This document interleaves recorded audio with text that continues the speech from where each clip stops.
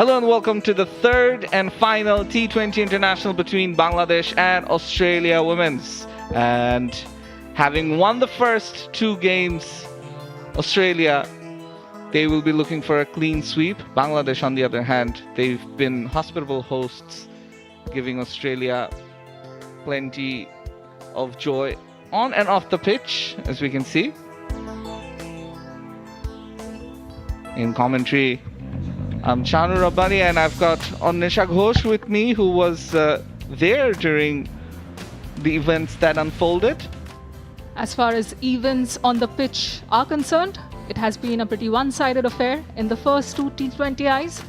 Australia winning the first game by 10 wickets, and the second one saw a hat-trick from Fariha Trishna, but the hosts went on to lose again, this time around by a margin of 58 runs.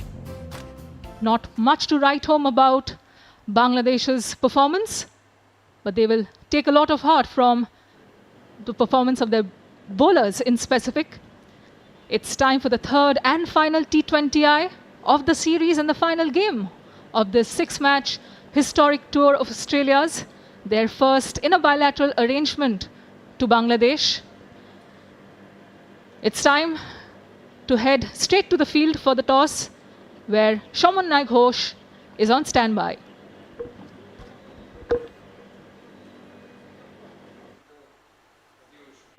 All set for the all-important toss of the Bangladesh and Australia Women's T20 International. Is the third one. Dhaka, Jyoti, Alisa Healy, and the master referee, Akram Shipa.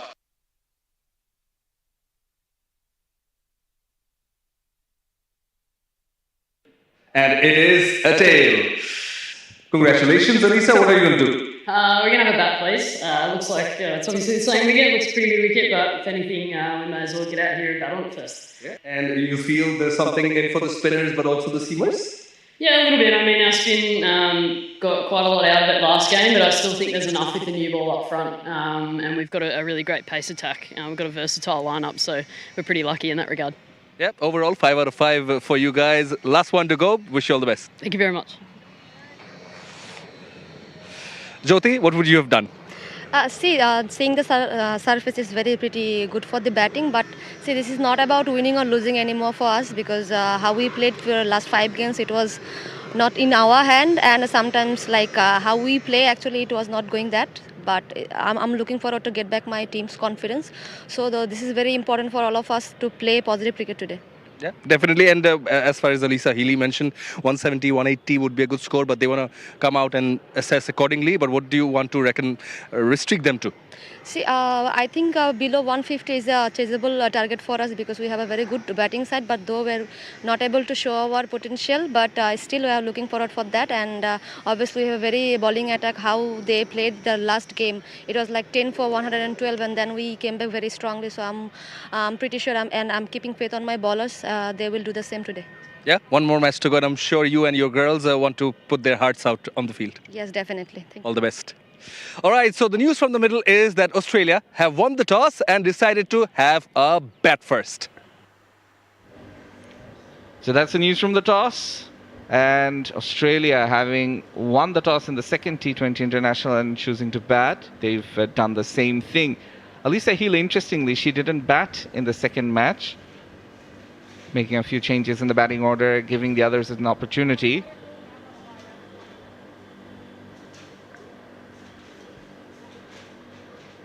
As we can see, it's been a clean sweep by the Aussies in the ODIs. They've continued in the winning ways in the T20 internationals as well. Interesting to see Taylor Vlaming making her way back into the side at the expense of Phoebe Litchfield, the top order batter who's been going through a lean patch. Probably the right decision on the part of the captain to give her a bit of a break. One of the most promising up-and-coming international cricketers is Phoebe Litchfield, was the ICC Emerging Player of the Year 2023. Taylor Vlaming herself returned to international cricket after a whopping 801 days during the first T20i and struck with her third delivery of the innings taking out Shobhana Mostari.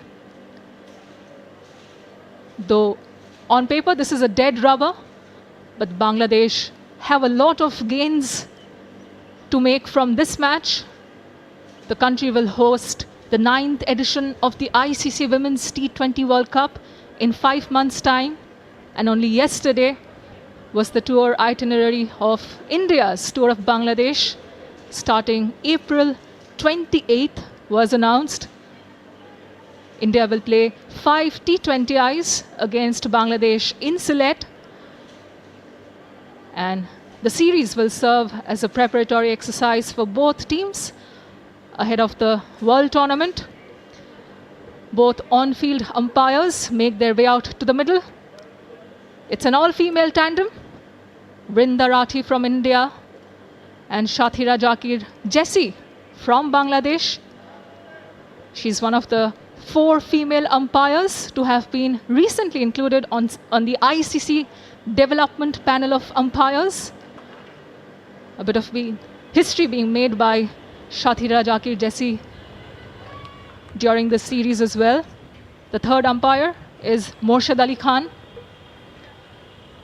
Australia tweaked their batting order in the second T20I, promoting Grace Harris and Georgia Wareham to the top. Georgia Wareham, of course, struck a 26 ball 50 and was deservedly adjudged player of the match. What is the opening tandem going to look like today for Australia?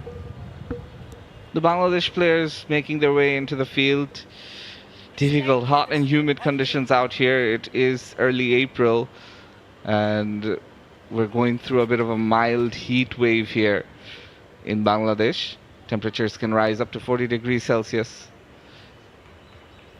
For the players, it won't be easy. And as we see the two teams lining up for Australia, Taylor Vlimink, she makes her way into the team. And for Bangladesh, we see Sharna, Sharifa, Rabea, Nahida, Murshida, Ritumoni, Marufa, Fariha Islam, Trishna retaining her place, along with the captain as well.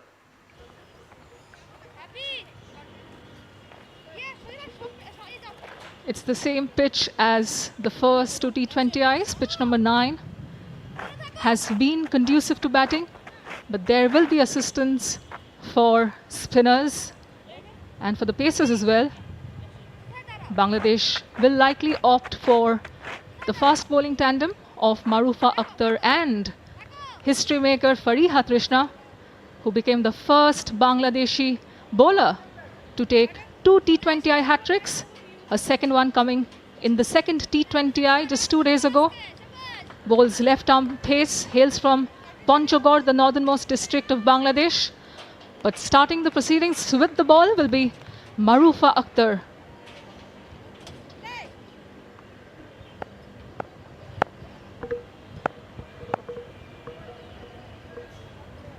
Bangladesh, Marufa getting off to not the best of starts here with a wide down leg side. There is that early movement. She gets the ball to naturally swing into the right-hander. And Elisa Healy, after more or less taking the day off with the bat in the last match, she's back again. Has been among the runs. Will look to continue doing what she's been doing this series. It's driven, but stopped half by the bowler and then fielded by the fielder at mid-off. But nonetheless, a quick single taken by the Aussies. The running between the wickets this series has been exemplary. We were talking about Fariha Trishna. She became only the 3rd female bowler to take 2 hat-tricks in T20 cricket.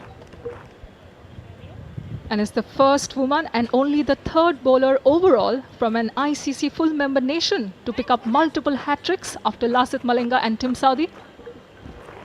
Incredible feat there by the 19-year-old who turns 20 in 2 days' time on March 6th.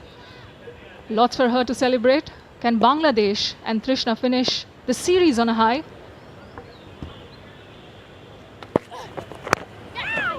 Beautifully played. Beth Mooney, the first delivery, she finds a bit of width, plays it across the line, along the ground for the first 4 of the day. She found the gap between gully and that third slip position, and just a lovely, lovely shot. Marufa's having to change her ends. She's having to go from over the wicket to around the wicket to bring the ball back into the left-hander, a left-right opening combination for Australia. And we've spoken about Marufa and the in-swinger for the left-hander that she's developed as well over the last few months. That's right. Her natural strength is getting the ball back into the right-hander. It's the regular opening tandem of Alyssa Healy and Beth Mooney that has been restored in this third and final T20i of the tour. Both struck unbeaten half centuries in the first T20i to seal a 10-wicket victory. Mooney and Healy now have the most century opening stands in women's T20is, 4.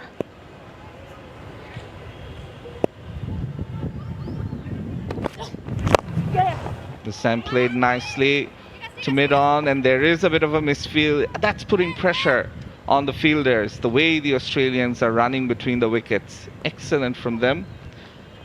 7 already in this over.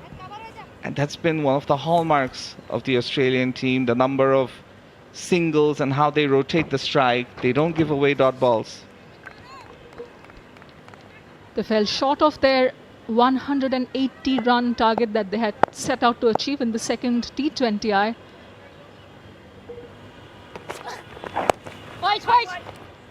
Played away nicely, but straight to the fielder.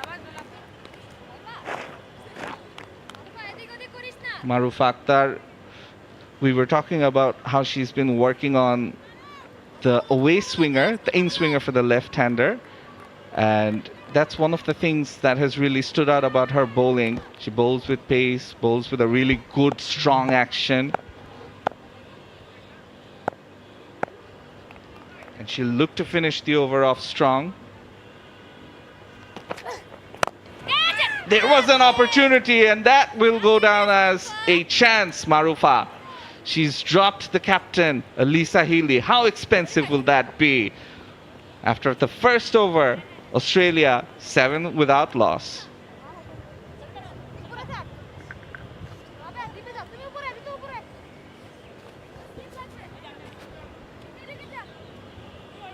There was an opportunity for the teenager to snaffle a return catch in her follow-through, but Marufa Akhtar wasn't able to hold on to that. Probably burst through her fingers. Healy survives. It's a historic day for Bangladeshi women umpires. For Satira Jakir, Jessie is making her international debut as an ICC on-field umpire, blazing a trail here for match officials and those who aspire to transition into this line of work after her playing career. Satira Jakir Jessie herself is a former Bangladesh international, has played 3 matches for Bangladesh, 2 in ODIs and 1 in T20Is. And today she is sharing on-field officiating duties with Brinda Rathi. Another misfield. Bangladesh not really taking their chances on the field.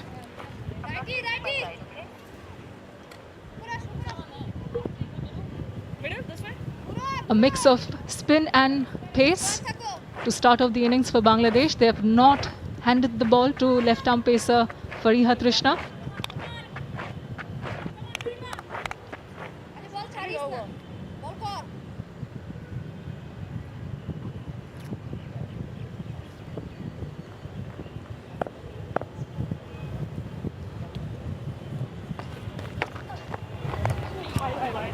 Again, I think it's the spinners that might have more purchase from this surface. We saw in the last game for Australia, their spinners really came on and stemmed the flow of runs.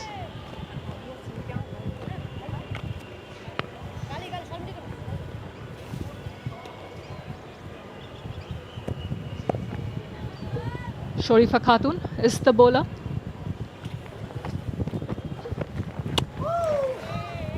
Brilliantly done. Cramping the batter for room. Alisa Healy, she was dropped in the last over by Marufa. Can Shorifa do the trick in this over? Flighted delivery played along the ground. It's regulation field with 4 players on the offside inside the circle. There is a long on. So Shorifa's lines and lengths are going to be fairly simple, close to the stumps. She wants the batter to go over the top in that long on region. And there is a deep mid wicket as well. As we see, she does go down the ground, but it's over the covers. Beautifully played by Alisa Healy. She gets her second boundary. Healy doesn't miss out on those usually. Threw her arms at it. Allowed herself enough room to get it up and over the fielding restriction area for a 4. The captain, Nigar Sultana Jyoti, from behind the stumps, telling her bowler to bowl with heart. This time it's short, pulled away. There is that deep mid wicket. Will just be a single.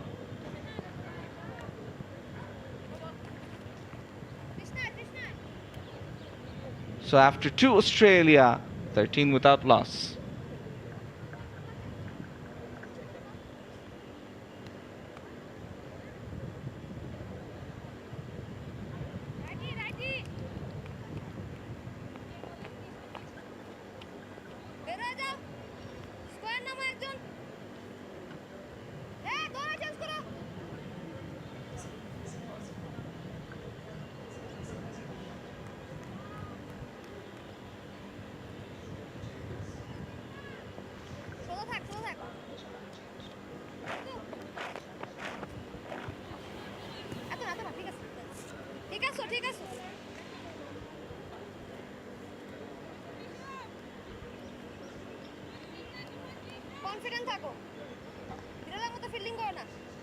Time for left arm pacer Fariha Trishna to take the new ball.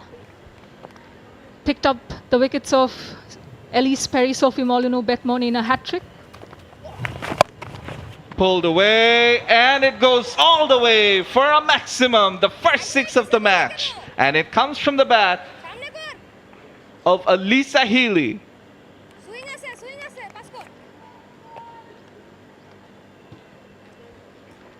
It was a bit too short, and she was not going to miss out on that opportunity.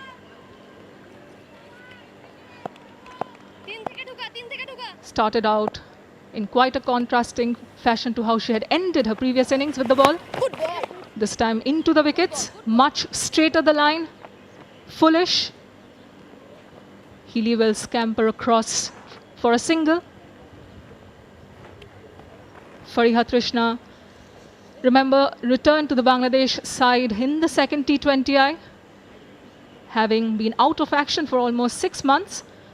She had suffered a back injury last October, but after completing her rehab, she worked with former Sri Lanka fast bowler Champaka Ramnayake, who helped her get back into rhythm.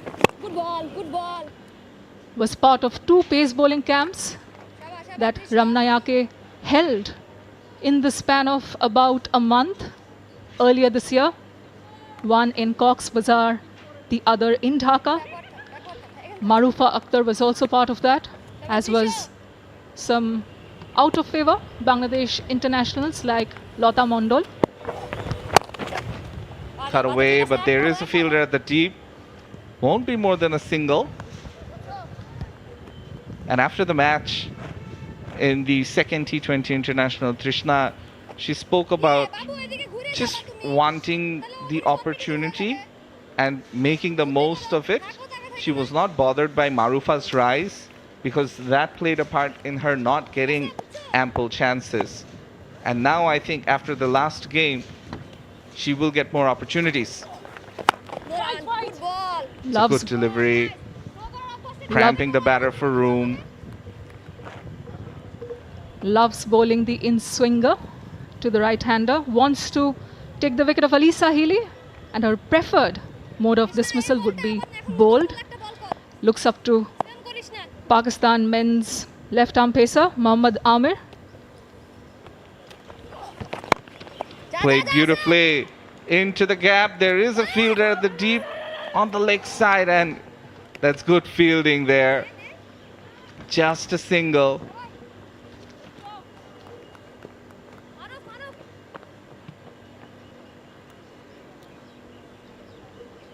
So after 3 overs, Australia 22 without loss.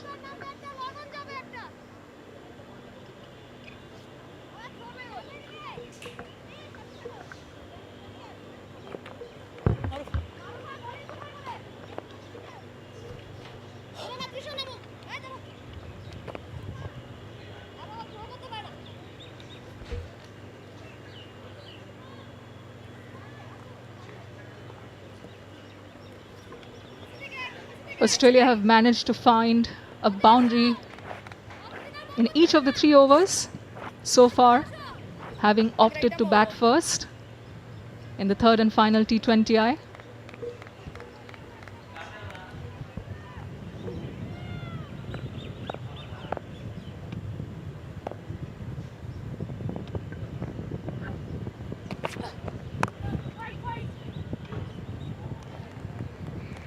So with Marufa back into the attack, it's pace from both ends.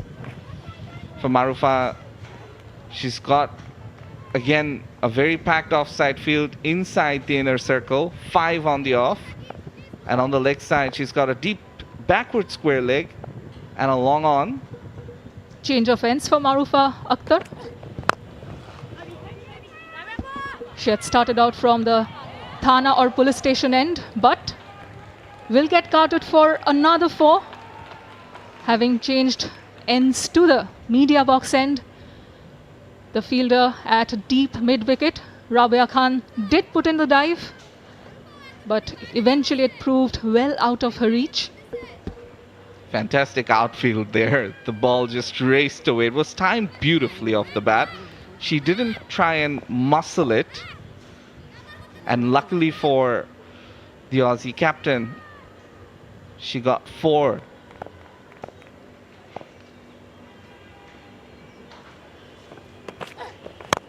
Again, there might be an opportunity. Just lands in front of that long on fielder.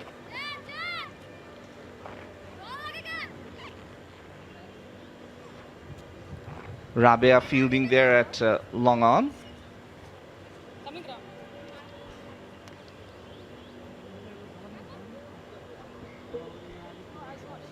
And we see that long on coming inside for the left-handed Beth Mooney. More protection square of the wicket. So Marufa might bowl something a bit shorter to Mooney.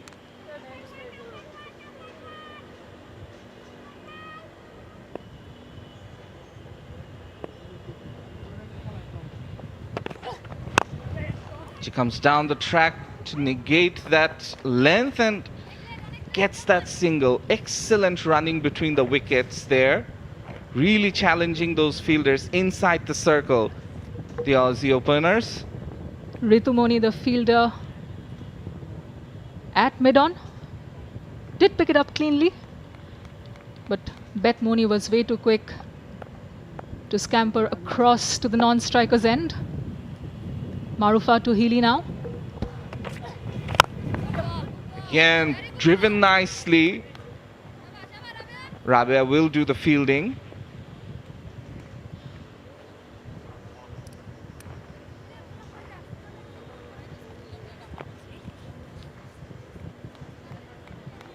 Australia haven't quite got off to a flyer, a sedate, cautious start. They need not worry much because they have a lot of firepower down their lineup and up top as well.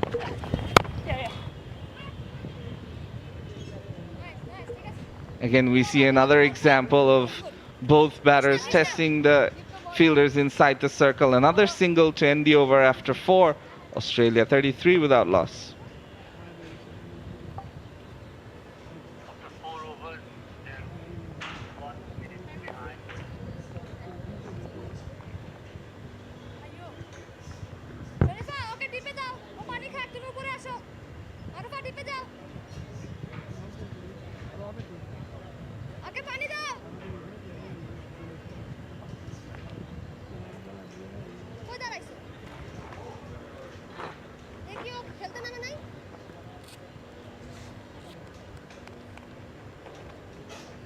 So Trishna, she will continue the fifth over.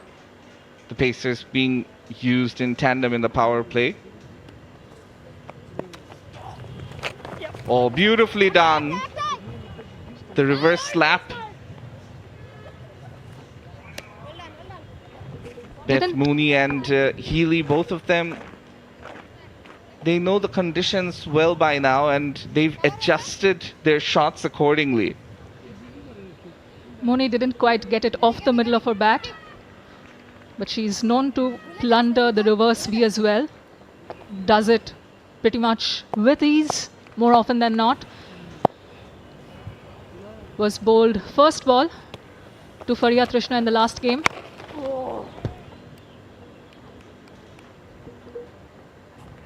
Up and over.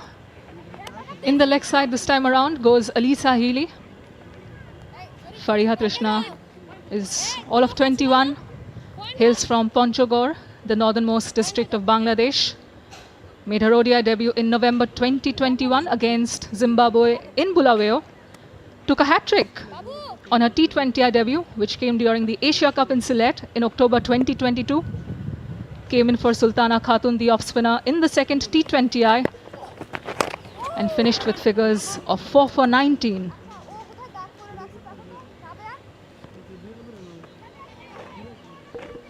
It's been a good over by Trishna so far.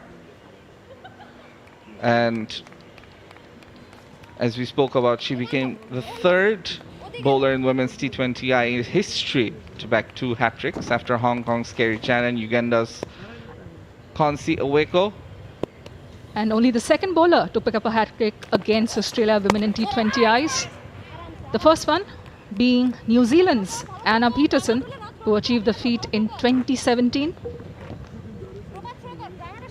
Clearly, Trishna has that knack for creating history at pretty much every opportunity she gets. Is still very young, has been earmarked to be a long-term prospect for Bangladesh. Beautifully done there by Trishna. A bit unlucky. Could have easily hit the stumps.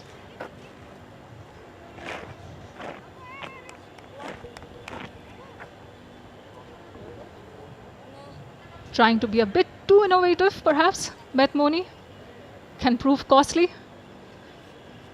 Fariha Trishna has bowled an exceptional delivery so far. No boundaries for the first time in an over in the power play. Is stemming the run flow pretty well is Trishna. We've got a delivery left. Let's see what happens. Looks like it won't be a boundary. So yes, the power play's almost done. One more over left. But that's the end of 5.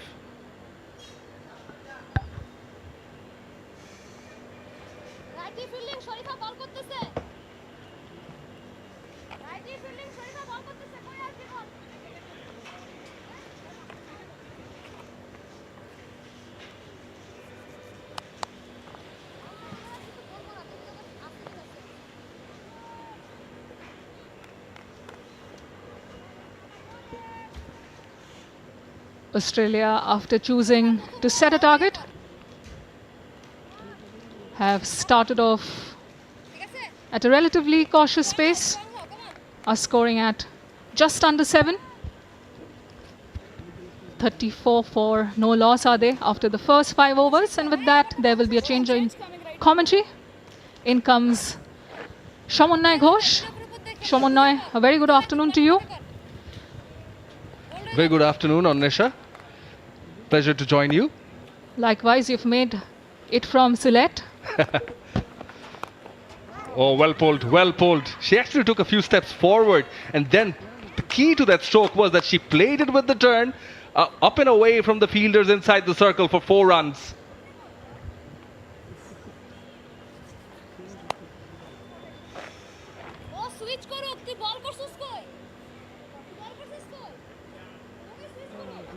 Shorifa Khatun continues.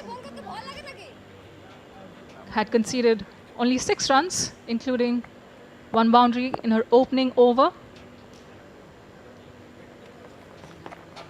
Shuffles across Alisa Healy. There's a loud appeal for leg before. The umpire is unmoved. Healy had shuffled across to her right. Probably that saved her. Umpire didn't seem to be interested at all in entertaining that appeal.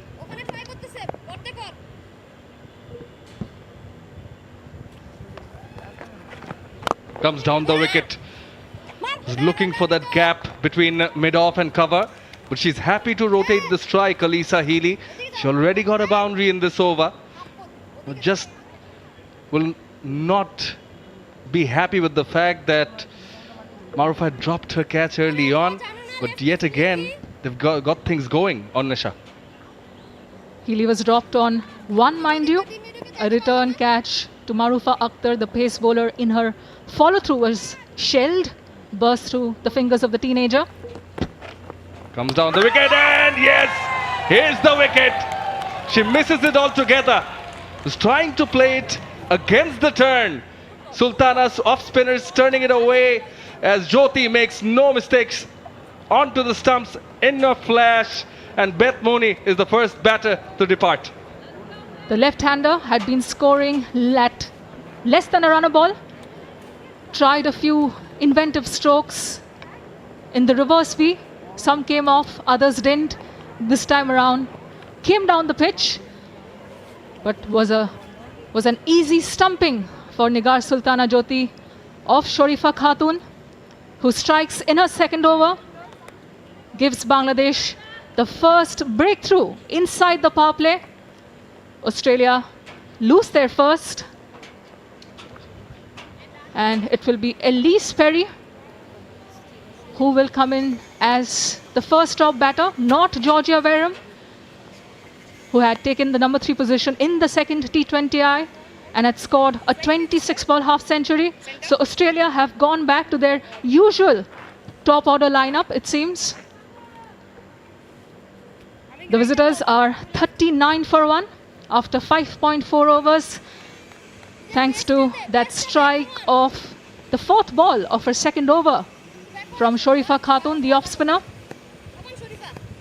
Beth Mooney has had to depart for just 10 runs of 13 balls. He starts off with a short one. Miss Perry is looking for the single to open her account. Not there, but they've found the wicket. Not on 2 occasions in this over, we've seen batters taking the charge to Sultana. First it was Alisa Healy, but then Beth Mooney, not successful. Bangladesh have been able to keep a leash on the Australian openers, and that perhaps prompted the charging down the track from Beth Mooney. Some wily lengths straighter into the wickets, bowled by both the pacers and spinners so far. And after the power play, Australia are 40 for the loss of 1 wicket.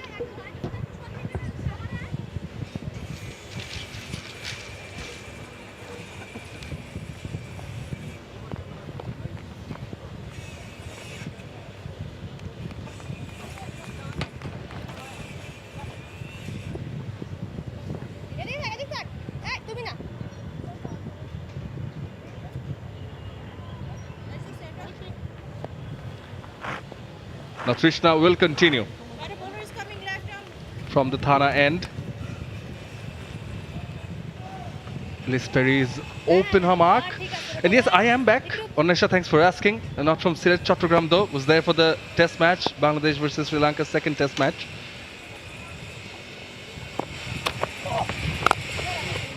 You will find the gap will get her second, Liz Perry. But in the meantime, I hope you've had a great time. Here in Dhaka, Bangladesh, this is your first time, as I know. That's right. I have quite enjoyed the hospitality, and also working on the commentary panel alongside you, the likes of Shahnur, Shahzad, Roselle. Thoroughly enjoyed hosting that lovely little feature featuring Alisa Healy and Nigar Sultana Jyoti. Is now among the most watched videos on Bangladesh Cricket Board social media, and that 4 driven down the carpet from Alisa Healy might be one of the most watched pieces of content from this game as far as the highlights reel is concerned. Nicely and firmly driven through the covers. Alyssa Healy motoring along nicely, though a tad cautiously.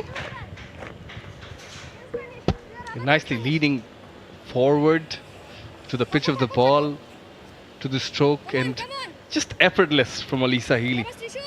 And importantly, kept it along the ground, found that gap. Makes room for herself.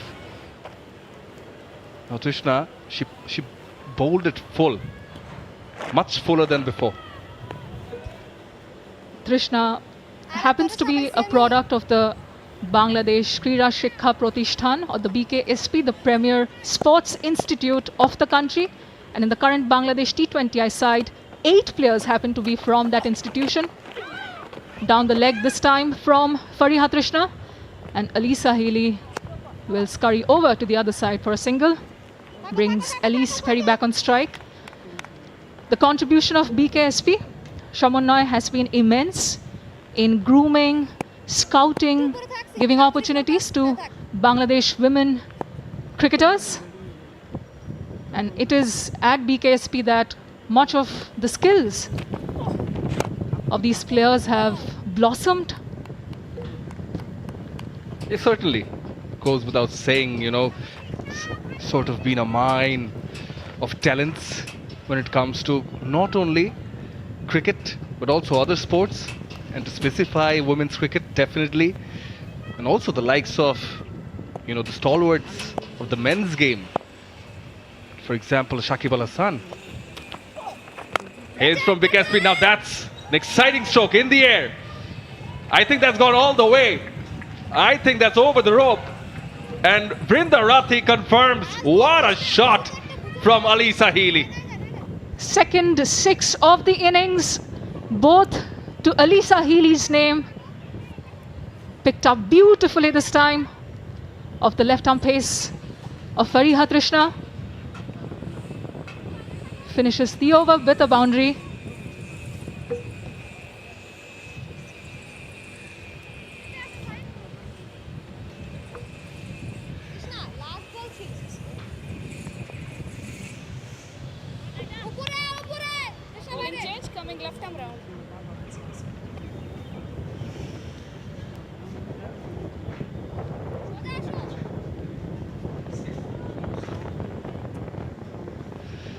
With that 6, Australia move on to 53 for 1.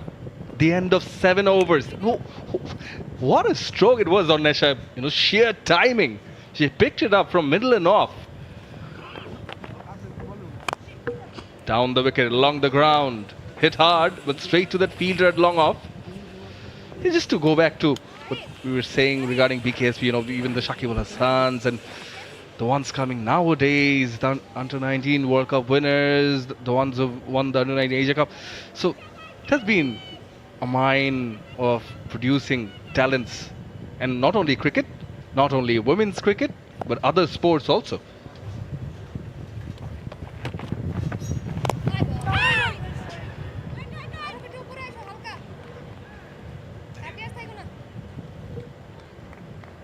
Second change. Bowler is vice captain Nahida Akhtar, who too spent a lot of time at the BKSP, got a scholarship for education as well. Healy comes down the track. Will it clear the rope? Once again it doesn't. One bounce and over. Healy has upped the ante, and how? Had been watching the proceedings in the dugout the other day. Was slotted in at number 10, having scored a match-winning 65 in the first T20i, which allowed her to move up 3 places to number 7 among batters on the ICC Women's T20i rankings.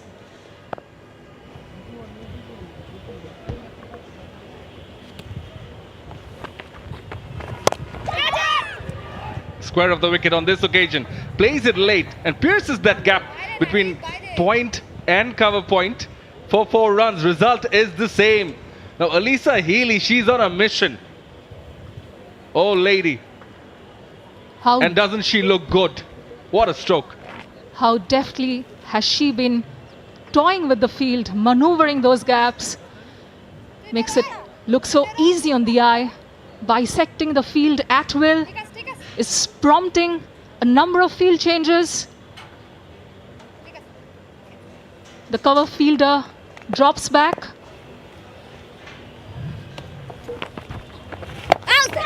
Reverse. Is that a catch? And here's the wicket. Nahida Akhtar gets the wicket of the Aussie skipper. And the bowling change has worked. And she might just feel that she was over-attacking Alyssa Healy. She's gotten 2 boundaries, went for the hat-trick 4, and ends up giving an easy catch at cover point. A superb take there by Sher-e Akhtar. Doesn't drop too many of those. Diving to her right, Healy has to depart. 5 runs short of what seemed an imminent half-century. Australia lose their second wicket. They are 62 for 2 in the 8th over.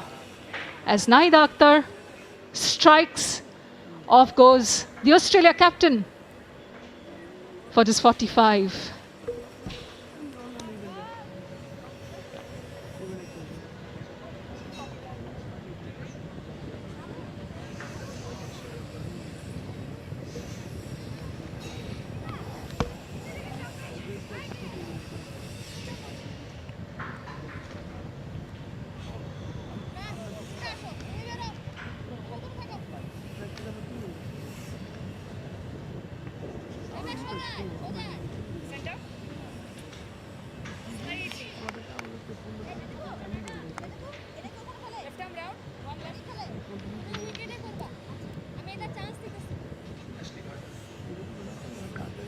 Ashley Gardner is the new batter in for Australia at 4.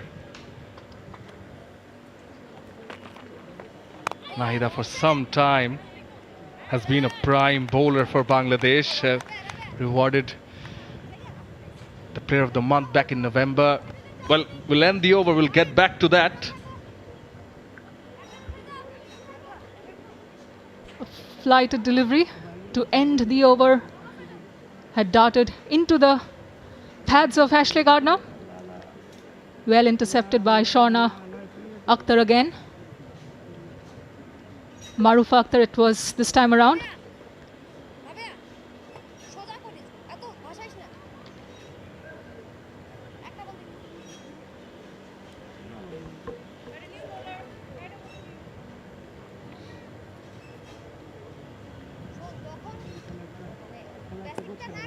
Elise Perry was one of the victims in that hat-trick of Trishna's in the second T20i. Had holed out to the fielder at deep extra cover. This time gets a single of the first ball of the 9th over. Rabia, the 5th bowler to be introduced. So, marshalling her troops is Nigar Sultana Jyoti. Rabia bowling from the Thana end. Is in the air for a bit. Dive, desperate dive. Passes the fielder, but doesn't have much legs to reach the boundary. As Ash Gardner opens her account and comes back for a couple.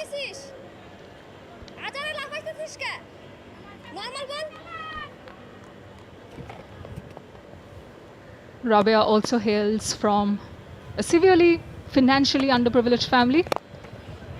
Her father sells vegetables and raises cattle. It was her 3 maternal uncles and aunt who helped raise about 60,000 Bangladeshi taka to help her enroll at BKSP to pay the fee and look after all the cricketing expenses. Had started out as a pace bowler, looking up to Mashrafe Mortaza. Good ball, good ball. Shabash, ek bhalo. Which also explains her jersey number. Even when she was playing a lot of age group football in Borishal. She had number 2 as a shirt number. Wants to become a leg spin bowling idol to upcoming leg spinners in Bangladesh. Watches a lot of Rashid Khan, Imran Tahir videos, and of course the bowling of her teammates Fahima Khatun and Rumana Ahmed, who is not part of this squad but has played a big part in enabling that many of these current Bangladeshi batters find their way into the national side. Ashley Gardner plays this one back to the bowler, dropped short of her.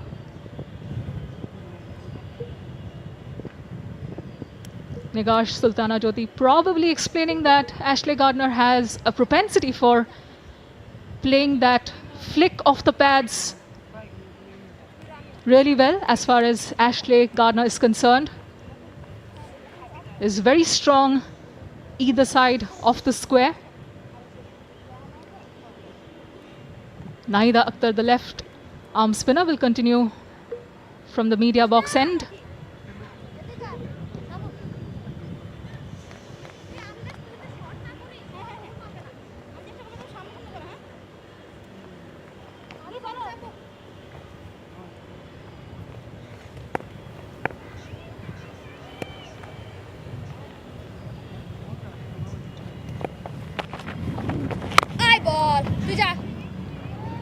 Watchfully played by Ellis Perry.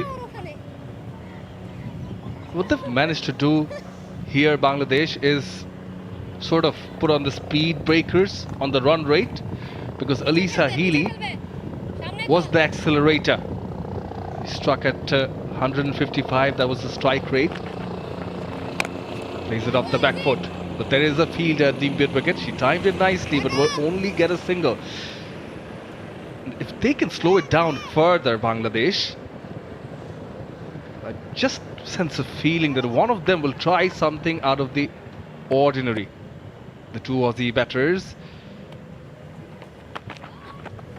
tried given, so they tried to lure the batter that come on, come, hit me. Not done, just a single. Nahida Akhtar is luring both right-handers into going for that expansive lofted stroke. They haven't given in so far. And you're right, Shamunnoy, even in the second T20i, we saw a minor collapse from the Australian lineup after the dismissal of number 3, Georgia Wareham. They ended up scoring just around 55 odd runs from as many deliveries for the loss of a staggering 7 wickets. Bangladesh scripted a good comeback with the ball. They have been quite on the money in this third T20i so far in the first 10 overs. The scoring rate is around 7. The experience of the Australian batters, you know. In the air! Is that another wicket? It is! Here comes the breakthrough. Here's that expensive shot you're talking about on Nesha. Ellis Perry tried something extraordinary out of nothing, and in the process, it's a soft dismissal. Nahida Akhtar celebrates. Marufa Akhtar, the fielder, the catcher, joins her in the celebration. Tried to get the ball over the fielder at point, ended up sending one down into her hands. An easy take for the fielder. Ellis Perry has to depart, had scored 29 in the second T20i. Will have to walk back to the dugout for just a single-digit score. Ellis Perry goes for 8 of 11 deliveries. And after 10 overs, Australia are 71 for 3.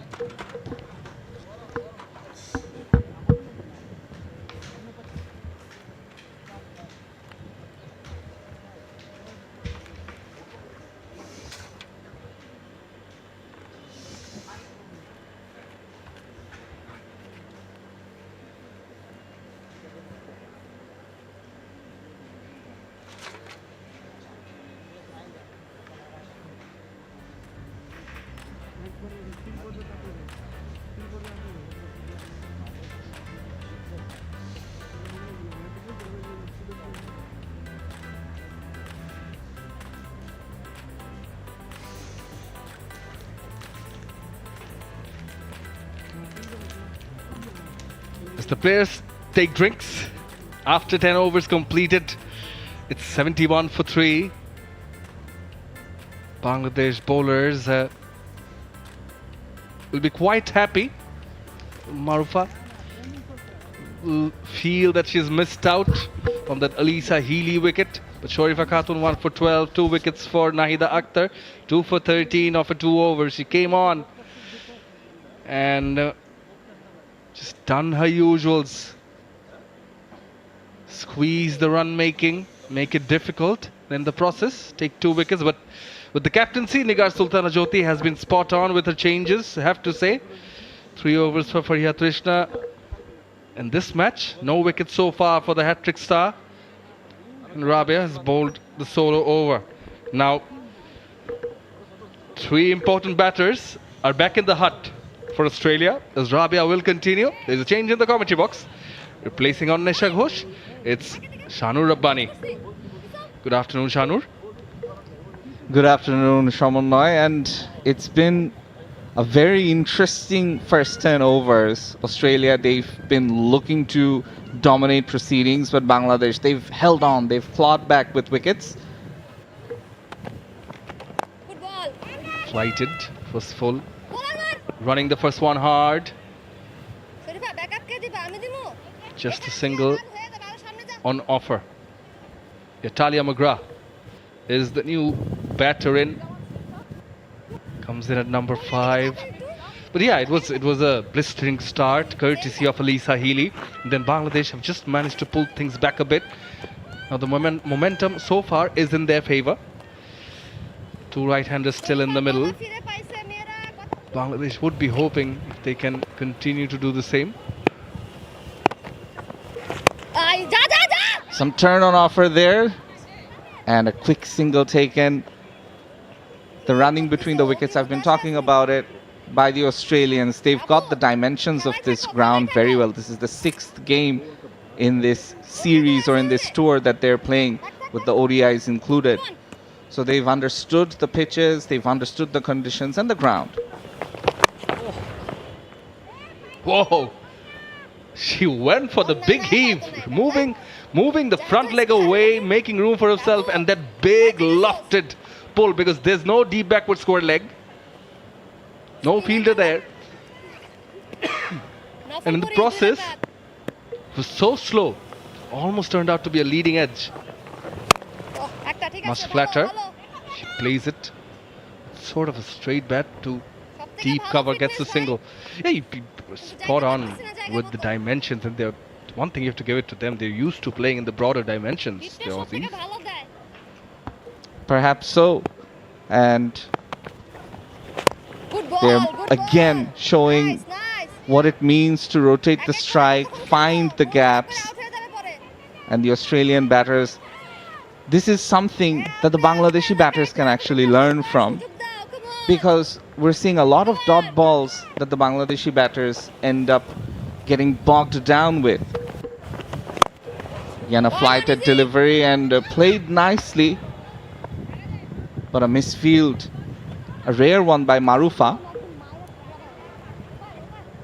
So 11 overs done, 76 for 3 Australia.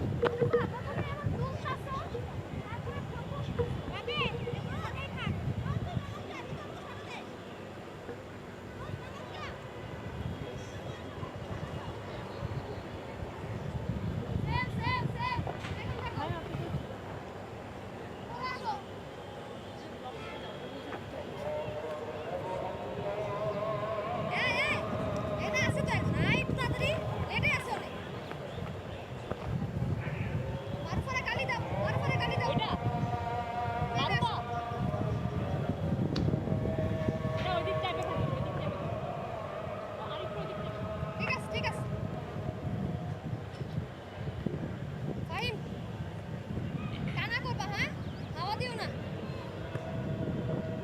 হাওয়া দিও না হাওয়া দিও না bowling change coming right arm over 76 for 3. Now the 6th bowler to be introduced, it's going to be Fahima.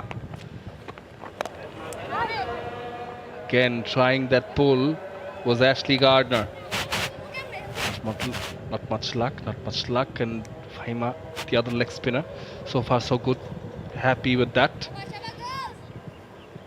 Seems to be a bit frustrated, Ash Gardner. She's been trying that pull shot to not much success in the last few overs.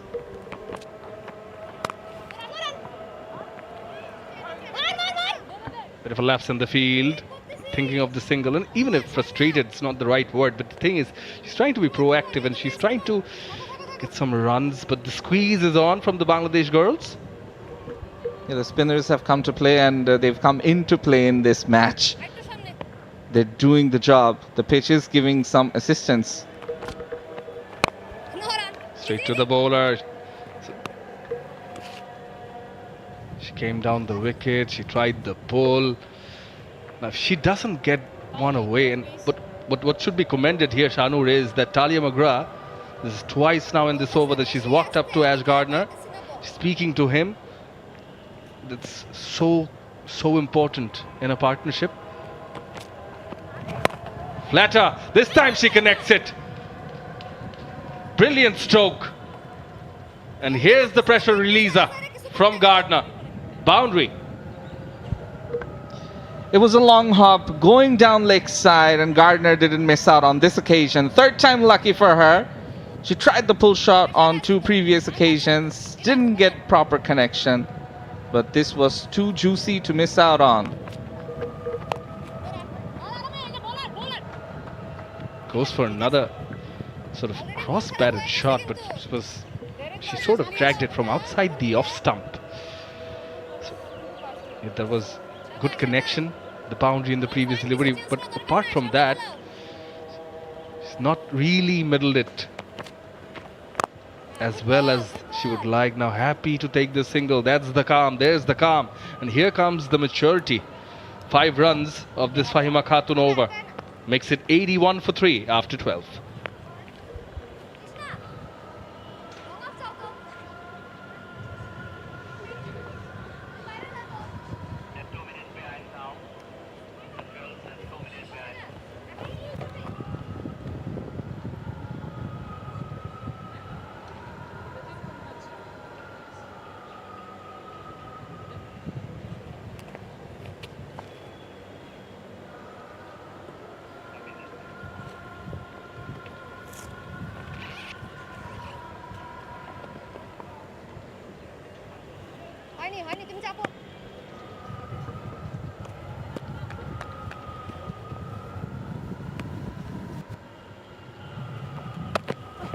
Rabia angles it in.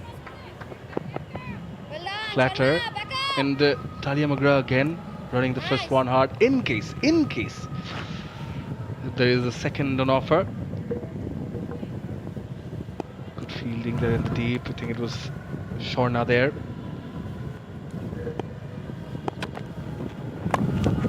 Full outside edge, but good fielding. Dive in from the fielder, definitely saving a couple of runs. Good job by Ritu Moni on that occasion. We're talking about 2 batters, Talia McGrath and Ash Gardner.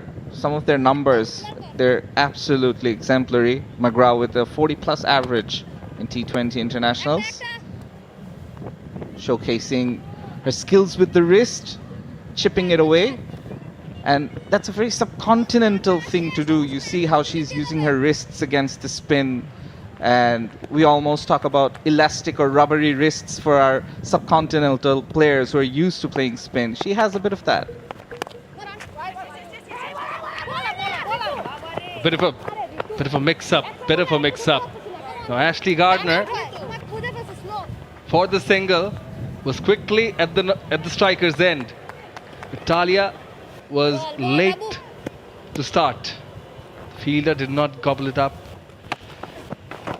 not get it in the first attempt. But one thing to notice in that stroke, again, she was trying to make that room. She went deep into the crease, the Ash Gardner, and again, she was looking to hit it away through that square leg region, but it was well adjusted by Rabia by throwing in a quick one.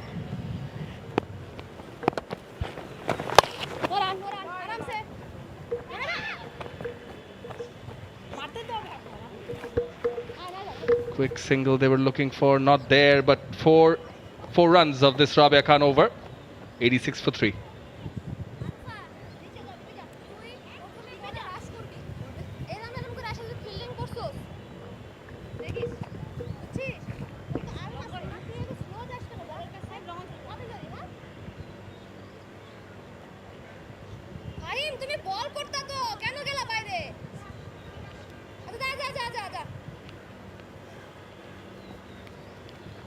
left arm round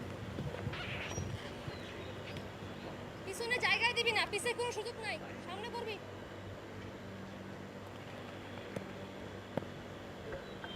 Nahida in for a third over. Down the wicket. Launches it. Fielder takes the catch. Ritu Moni does really well. It's a very good catch taken at long off. And Ashley Gardner, who's trying to step on the gas, does not succeed on this occasion. And the ploy to continue with Nahida, it succeeds. Yeah, she gave it a bit of flight, induced that shot from the batter, and the trap was set with the long off. Ritu Moni made no mistake. Bangladesh dropped a few catches earlier on in this match and in this series. It's been a mixed bag with the field. But on this occasion, there was no mistake. Ash Gardner has to go. She's gone for 16 from 21 deliveries. Australia, 86 for 4.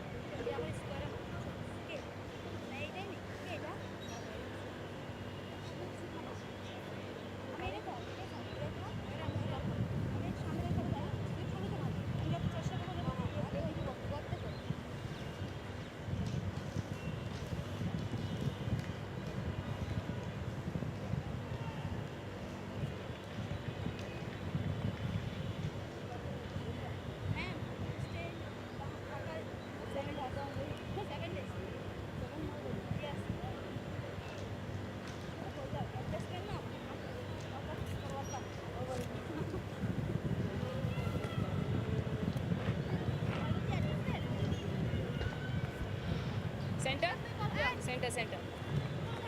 Nahida gets a third. What a match she's having, Nahida Akhtar. Georgia Wareham, the new batter in. But kudos to the captain, Nigar Sultana Jyoti also. This is a good, positive, optimistic from the skipper. Good ball. To continue with her prime bowler, as much as we mention, Wareham's off the mark. Bowling in tandem. It's because of those overs from Rabia at the other end also that has helped. And Fahima also. Yeah, they've built the pressure, the spinners, and they're reaping the rewards of it. The fielders are helping too. Again, some turn we're noticing, making it difficult for the batters to really play those big hits. And there has been a change in mindset from the Australian batters. We can see them playing less of those bigger shots, trying to take their time now. Again, watching it closely till the end, playing it with soft hands. That's the way to go. I will, however, say with the new batter Wareham in, she has two fielders on the offside who are inside the circle and 3 outside. And I'm not sure if you want to give the new batter easy singles.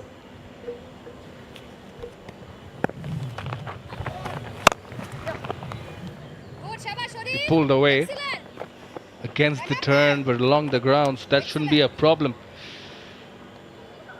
Well, I think, the ploy is that you're not going to get easy boundaries. You take a single, fine. It's going to pile up on the pressure. And so far, the ploy has worked.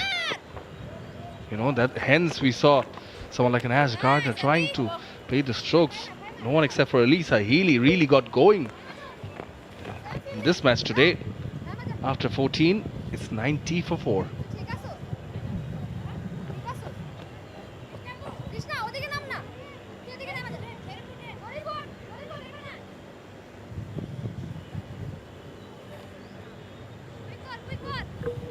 Nahid Akhtar has been the pick of the bowler with 3 wickets. Beautifully done by her. Making the batters play those shots. Be expansive against her and you will be in trouble. She's got 3 for 17 in her 3. Fahima Khatun, another experienced bowler coming on.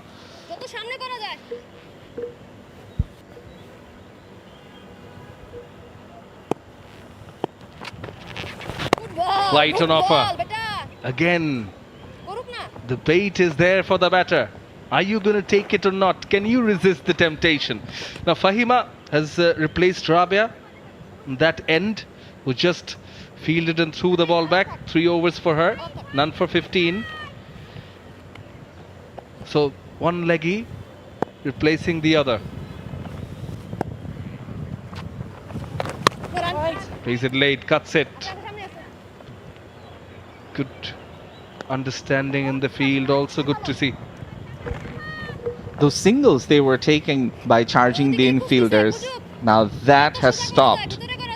They're being much more watchful, much more careful against the spinners. Quite a bit of ground to cover if you're playing along the V. You know, just going back to what you were bringing up, Shanur, in the previous over. So, again, pitching it full, sometimes at times giving it a bit more flight, sometimes there's no flight, it's dipping. And just as we saw with that wicket from Ashley Gardner, that, you know, you come down the wicket fine, you can see square of the wicket, the fielders are on the edge of the circle, but long on and long off, right on the edge of the boundary, along with that fielder deep mid wicket.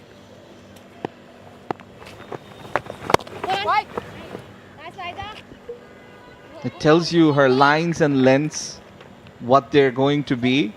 She wants the batter to be going down the track, going down the ground. She will give it flight, Fahima Khatun.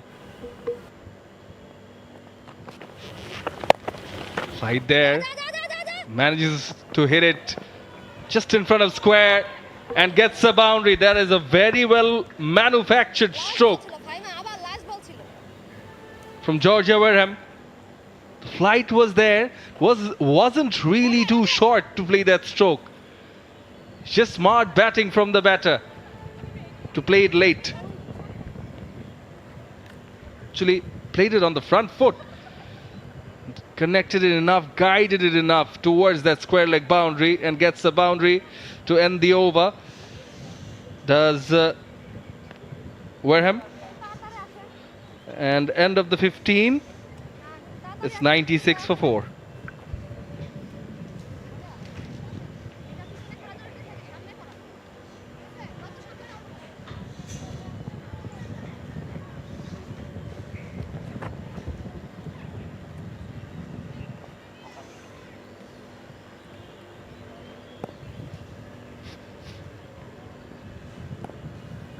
Spin to continue. Now that might be an opportunity, just falls short. Trishna, she was the fielder there at long off. Her captain telling her to be a bit more aware and vigilant. McGrath and Wareham trying to rebuild a partnership here. As Rabia continues, again driven nicely down the ground for another single. Trishna will do the fielding once again. There is a change in commentary here as Annisha Ghosh joins us, replacing Shamunna Ghosh. Welcome back, Annisha. Thank you, Shanur. A demotion for Georgia Wareham today to number 6 from number 3. Oh, and that's an opportunity, and she is gone. Georgia Wareham. She's stumped by the captain. Nigar Sultana Jyoti made no mistake there. The ball kept low. She came down the wicket. Thought there might be a bit more bounce and was beaten all ends up. Rabia gets the wicket. The second successful stumping of the innings. Great hands from the captain, Georgia Wareham, who struck 30 ball 57 in the second T20i, was player of the match, has to go back for just 4 runs. Australia have lost half their side with just a little over 5 overs to go. Rabia Khan, the leg spinner, gets her first wicket of the match in her 4th and final over. Foxed the right-handed Wareham into playing that expansive stroke. Proves costly for the Victorian. The captain Nigar Sultana Jyoti doing the trip behind the stumps and with her bowling changes as Rabia continues. Again, some turn and lack of bounce. This is turning into quite a bowler-friendly, spinner-friendly wicket. The 3rd game in a row being played on the same surface. So it's definitely seen some wear and tear and become more bowler-friendly as the series has progressed. Flighted, and that was another opportunity, Rabia. That's the 2nd cotton bowled opportunity in this match. One dropped by Marufa in the 1st over, and now Rabia here in the 16th. She drops the new batter in the crease, Grace Harris, who does pack a punch. She saw it. It was a full toss there to be hit, but she hit it straight towards the fielders and the bowler's hands. But the bowler couldn't oblige and take the catch. Australia one short of 100 now, 99 for 5.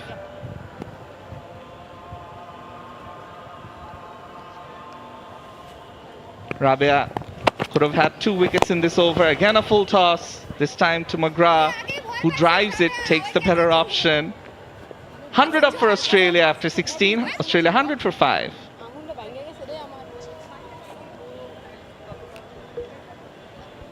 A look at that wicket of Grace Harris again. Juicy full toss, hit straight back to the bowler, firmly burst through her fingers, perhaps only got her fingertips to it, did Rabia Khan. A 2nd cotton bowled dismissal, chance gone a-begging. 6 bowlers deployed so far by Nigar Sultana Jyoti. 3 of them have got themselves on the wicket column. Nahida Akhtar, the vice captain, being the standout bowler with a 3-wicket haul to her name already. Sharifa Khatun, the off spinner, and Rabia Khan, the leg spinner, also getting into the act.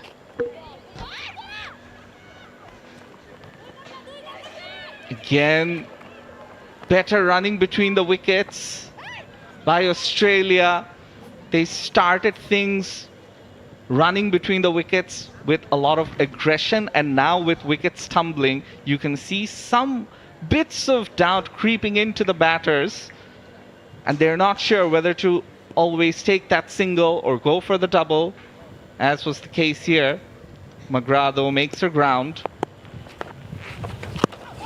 Again, looking for that lakeside boundary, because there is a massive gap between deep square leg all the way to deep mid-wicket. If you look at how Australia have gone about scoring today, it's been on the Sher-e side. 40 for 1 in the power play, 71 for 3 after 10 overs. And then after the 15th, they were 96 for 4. Got to their 100 in the 16th over, with half of their players, half of their lineup back in the hut. Faima Khatun, the captain Nigar Sultana Jyoti, is encouraging her, saying the batters will give her wickets. McGrath cuts it away. There is an opportunity. A direct hit would have had the batter in trouble. Talia McGrath once again survives. Not a good throw there from the left-handed Nahida Akhtar. She was at backward point. Needed something closer to the stumps for Fahima Khatun to collect it cleanly. Was quite wavered. Helps Talia McGrath get a reprieve. Australia living dangerously at the death. Again, a quick single. Direct hits might have had batters in trouble, but Bangladesh not managing to hit the wickets. Back-to-back opportunities gone. 4 runs in this over only nonetheless. At the dead overs, you expect the batters to be going for big hits. Bangladesh piling up pressure, not allowing any easy boundaries. Speaking of boundaries, there's one perhaps. The ball is racing away. And it's a welcome boundary for Australia of the final ball in the over. 108 for 5 after 17. Brings out the reverse. Does Talia McGrath.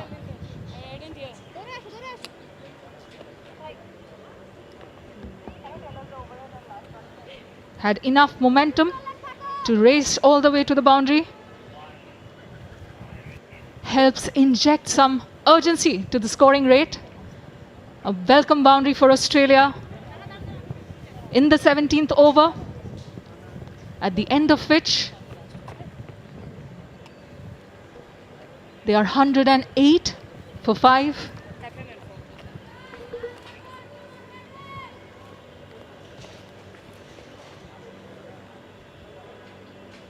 Rabia Khan, the leg spinner, will continue. Australia's run rate, innings run rate, it started off with something around 10. It's now come all the way down to 6.35. As Shorifa, she's getting ready for her third over. And there is a change in the field as well. Mid-off is in. And there is a deep extra cover. A packed offside field. She bowls it down the leg. And a quick single. Should be a leg by. Grace Harris and Talia McGrath. They have some rebuilding to do for Australia to take this to a total of around 130, 140 or even more.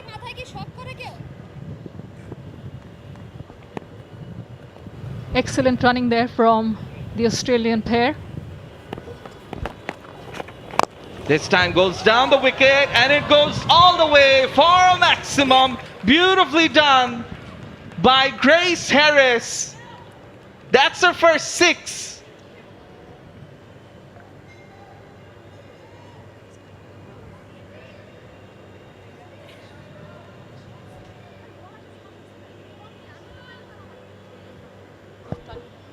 Well, that was Talia McGrath.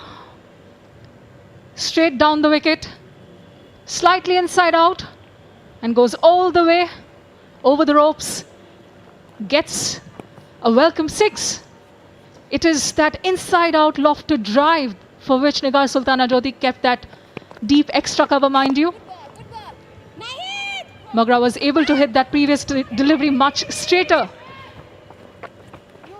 McGrath will add a couple to her name. Yeah, McGrath moves on to 28 from 21. She is the set batter, taking on the spin of Shorifa Khatun. Shorifa's been a tad expensive. Will want to come back strongly in this over. Again, going down the wicket. There are gaps there. And it's the second 6 of the over from the bat of Talia McGrath. A carbon copy of the first shot. And the same result for her. The Australia vice captain is making merry in the death. Brings up her highest score on this tour of Bangladesh across the ODI and the T20i series. Wrestling back the momentum for the visitors. Nudges it down the leg side. Will get a single, can convert it into 2. And they do it easily in the end. Talia McGrath and Grace Harris. An expensive over. This is proven to be already. 17 runs of the first 4 legitimate deliveries. The first ball was a wide, of which the batters managed to steal a single off.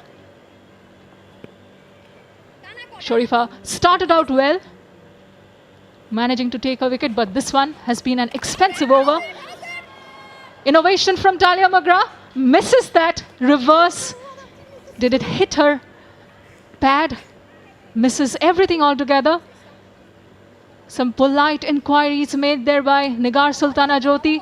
Missed her leg stump as well. How do you describe that stroke? And slightly awkward that position was to play that shot to begin with.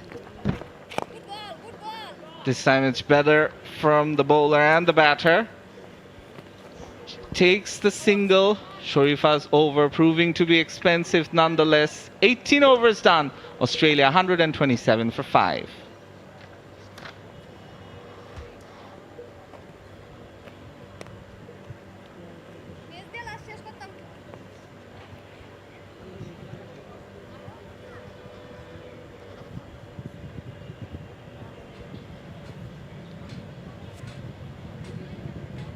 The most expensive over in the innings so far, 19 runs coming off of the 18th over. 2 more overs to go. Australia, I was talking about them perhaps looking at 130, 140. They're well on track now, 126. 19 of the 18th over. Is it the turning point of the innings? A couple of big overs will take Australia closer to that 150 or even the 160 mark.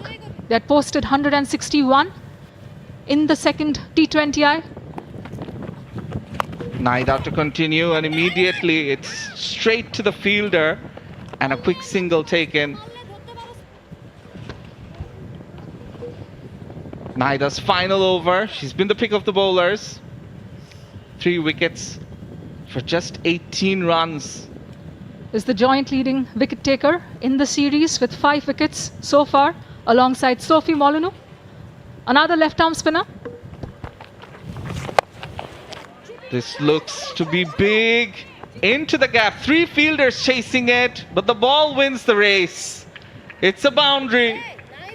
Grace Harris. Now she gets going. Seeing Talia McGrath in the last over hitting 2 sixes. She replies in kind with her first boundary, and she's taking on the experienced Nahida. Nigar Sultana Jyoti has 3 fielders in the leg side, alongside a long on. Swatted again this time by Grace Harris for another 4 in the same region. Consecutive 4s by Grace Harris, who made a 34 ball 47 in the second T20i after having gotten a promotion to open the batting. This time, she came in much lower down the order at number 7 and is getting the job done for Australia. This time it's a much better delivery. No connection with bat, it seems. Will be a leg bye nonetheless. The field was set for this sort of a delivery. Nahida, she bowled it short and got punished. There is a long on and a long off. There is a deep extra cover as well. So you're asking the batter to be playing shots down the ground, perhaps over the top, not square of the wicket, because there isn't much protection. Talia McGrath on 38 from 26. What an innings for her. That's a bit of luck. Outside edge. The ball is racing away towards the boundary. The effort is good by the fielder. Some tag team action and the boundary is saved. 3 runs here nonetheless. Australia's 140 comes up after 18.5 overs. Grace Harris and Talia McGrath especially, they're putting on a show in the death overs. Remember, there was no protection at 45 in the deep. Had they had it, Bangladesh, they would have been able to keep this 3 to possibly just a single. Again, use of the feet coming down the wicket. A misfield.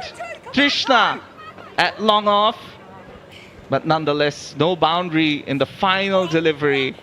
Another expensive over for Bangladesh.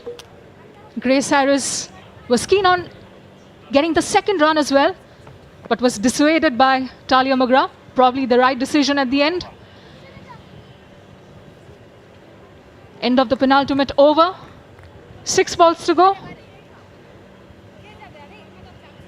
Can Australia finish on a high? Both Magra and Harris have wrestled back the momentum and given them the ascendancy. 6 bowlers deployed by Nigar Sultana Jyoti. Nahida Akhtar, the vice captain, picking up 3. While Sharifa Khatun, the off spinner, grabbing 1 alongside Rabia Khan, the leg spinner. Fariha Trishna will be again. She will be delivering the final and 20th over as she did in that second T20i, during which she also took that historic second hat-trick. It's a good delivery to start off with, but unfortunate for the bowler. It will result in 4 more runs. They will be byes. Decides to bowl over the wicket to the right-hander. Wasn't a bad delivery. It's just luck that is appearing to be on Australia's side in the closing overs.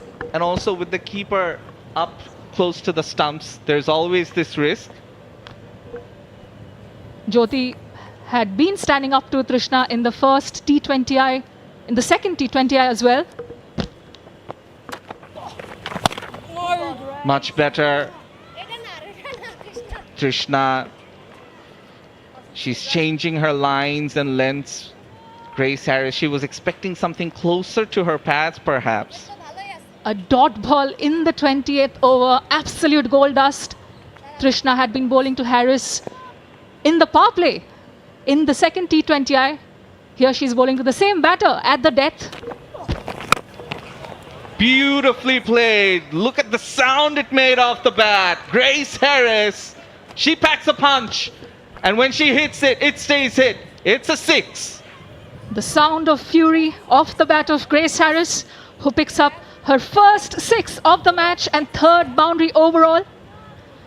Exquisitely timed. Absolutely belted that. Swatted with disdain. Trishna had no answers whatsoever to that stroke. Again, but this time there is a fielder there. It'd just be a single. Grace Harris on to 19 from 11. Talia Magra, the more set of the 2 batters, 41 from 27. 2 deliveries left. Can she get her 50?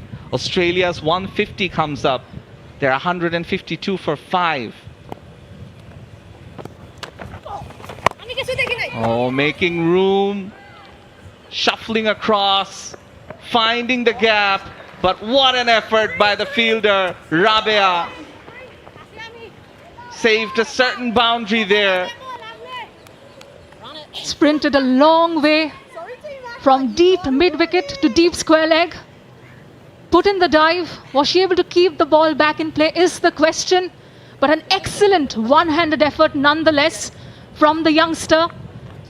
This is what you need from your young guns.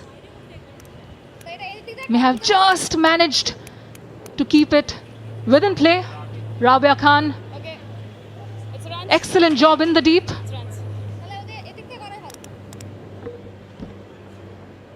A partnership of 54 from just 25 deliveries. There's probably a case for Nigar Sultana Jyoti to pack the leg side with a deep square leg. There's only the deep mid-wicket right now. Again, we saw something similar happen in the first delivery, and that's a run out. So the final ball yields a wicket via a run out, a rare one as far as Australia are concerned. They were looking for 2, which wasn't there. And Nigar Sultana Jyoti, despite the throw not being the best, she made no mistake. She looked back and saw the batter was nowhere near her crease. So Grace Harris gone for 19, 14 runs taken in the final over. Australia have put on what you expect to be a more than formidable total here. 155. Bangladesh will need 156. They were perhaps thinking at the end of the 16th over mark, where Australia had 100 on the board, that Bangladesh would need 120, 130. But they need over 155 to win this third and final T20 international.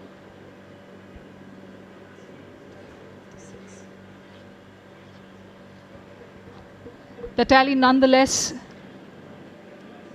is about 6 runs short of what Australia had put up in the second T20i, which they won handsomely by 58 runs.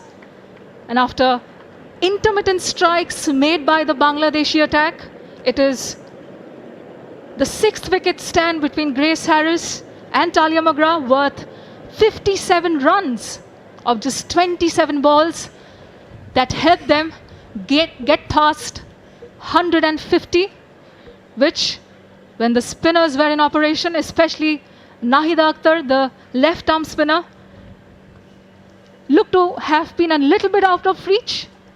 But thanks to Harris and Magra and their quick-fire 50 stand, they have been able to breach that 150-run mark. A look at the batting card. Alisa Healy started off extremely well, making a quick-fire 45. Betmoni was dismissed in the power play. Healy and Perry followed suit as Australia managed to score just 71 for the loss of 3 wickets in the first 10 overs.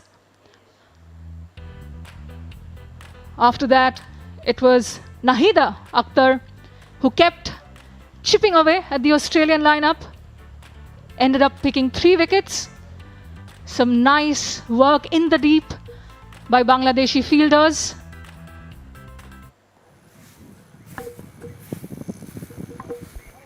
As we see Australia, they started off well. The 2 openers, Alisa Healy, she was excellent. Back in her usual opening slot, she scored 45. But then the spinners came into the attack and they changed things. Australia were still scoring runs. And we saw some exquisite shots by the Australian batters. And that's when Nahida Akhtar, she came in and took 3 wickets.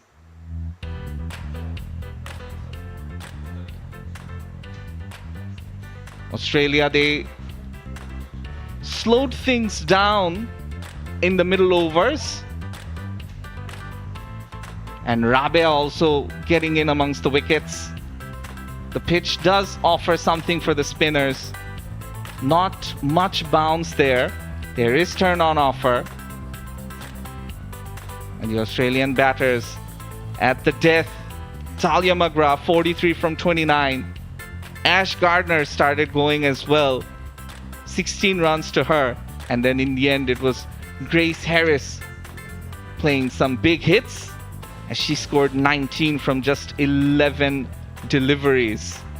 There were a few extras in the end, 10 to be exact. 3 wides, 6 byes and 1 leg bye, as Australia ended on 155 for 6. Australia, remember, had managed only 96 for 4 after the end of the 15th over. They managed to score 59 of the last 5 overs. And a look at the bowling card will give you a sense of how they ended up managing that many. In the last 5, it was a 19-run 18th over that helped shift the momentum for the Australians of Sharifa Khatun, the off-spinner, who was the most expensive of the lot. Got 1 wicket at the expense of 31 runs, 19 of which came in the 18th over of the innings. Nahida Akhtar shot herself up to the wicket takers charts. is now joined with Sophie Molyneux with 5 wickets in this 3-match ODI, in this 3-match T20i series. The target is 156 from the 20 allocated overs. Doesn't look intimidating on paper. Bangladesh will back themselves so that they can finish this tour on a high. We will come back shortly and resume the proceedings in the chase.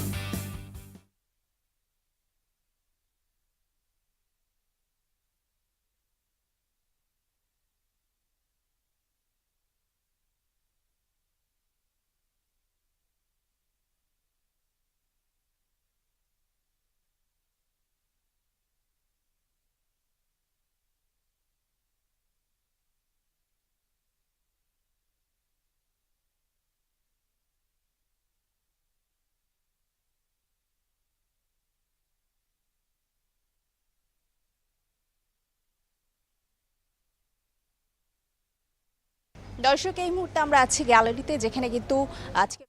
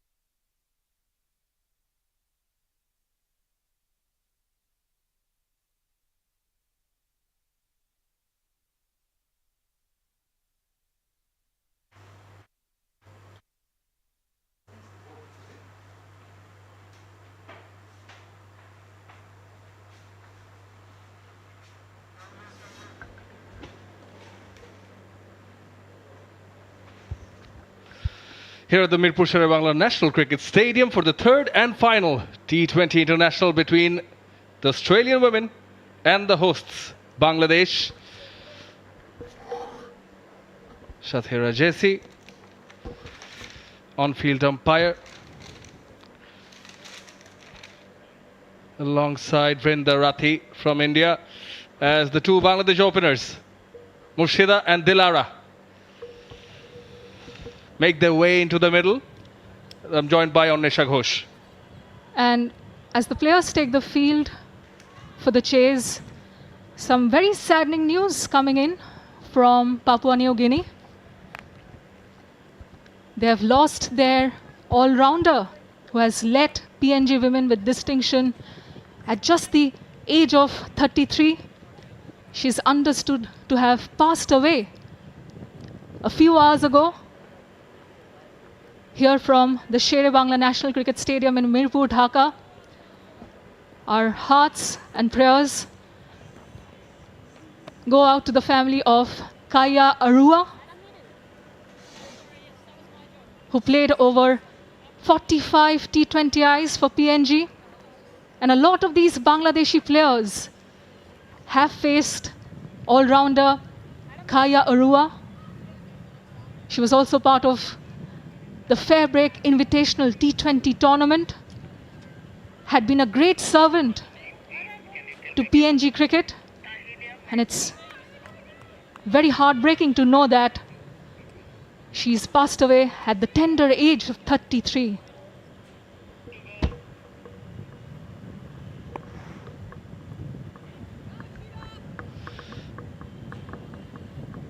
Shathira Jesse is announcing play as Bangladesh are here to chase a target of 156. Off the mark straight away, angled in delivery. But yeah, saddening news. Very unfortunate, and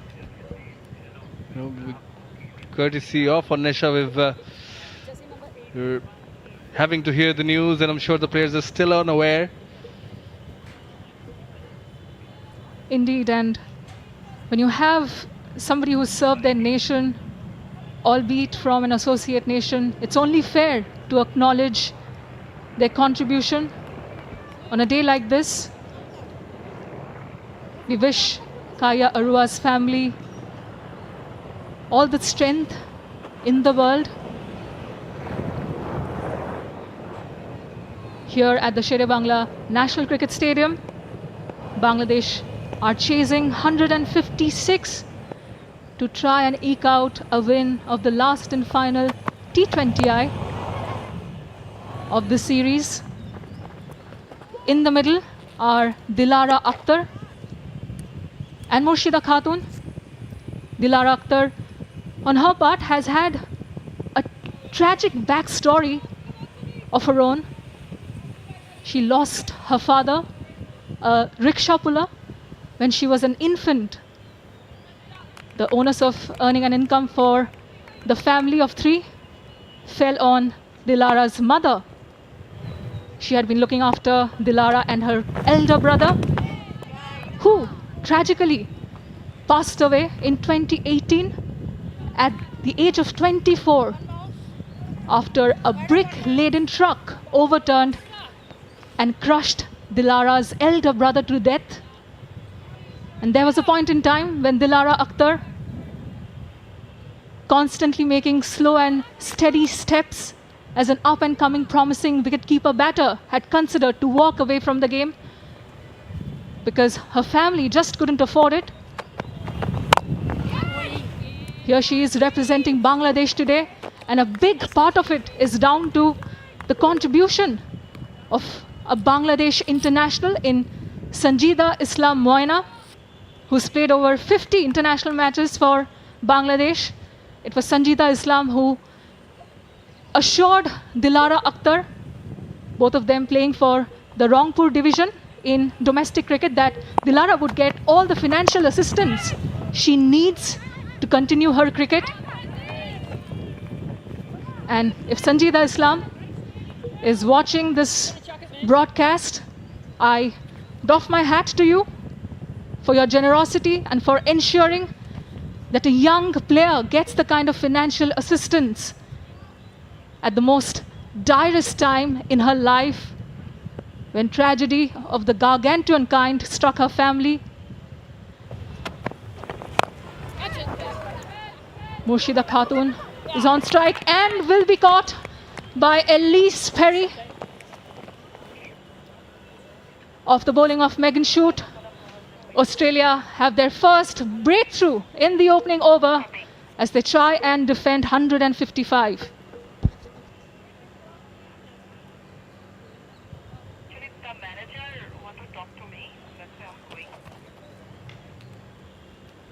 Sort of a nothing stroke there, was in the air. Good catch taken by Ellis Perry. She doesn't drop those. She's looking to hit it towards the onside as they were leading edge. Yeah, she's trying to drag it from outside the off stump, and Bangladesh lose their first wicket. It's Megan Shute gets her first. Murshida goes for one.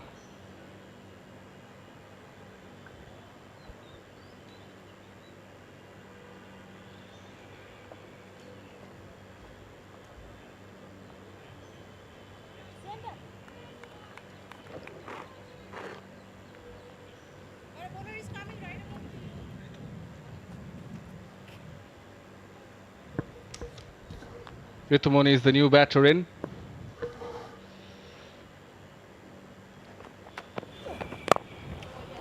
Nice shape. She bowls it full, straight to the fielder. 4 for 1 after the first over.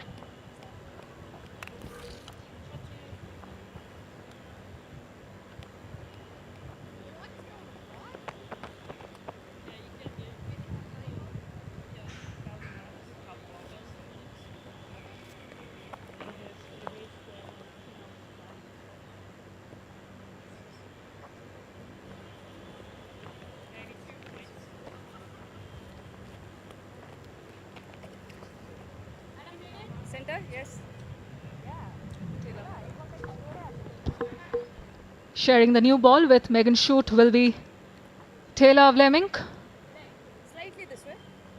Had played the first T20i, was rested in the second.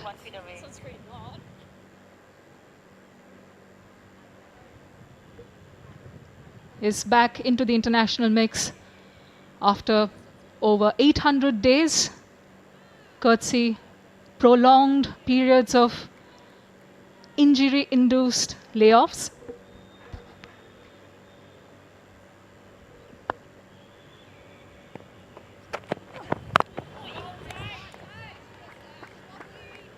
The block hole first up from Taylor Fleming. Now Australia managed to gather 59 runs of the last 5 overs. Until that, it was that knock of Alyssa Healy of 45 that stood out. But then came that partnership of 57 runs between Talia McGrath and Grace Harris. That has got them to a respectable and defendable total. Well played stroke, bit of a lapse in field. It allows 2 runs on that occasion. Talia McGrath, the guilty party. Will all depend on the Bangladesh top order as they don't bat as deep. Taylor Fleming had gotten a wicket of her third ball upon her comeback to international cricket. The victim in that instance was Shobhana Mostari. Dilara Akhtar is on strike. Oh, tentative, not much footwork. That occasion of fishing the bat.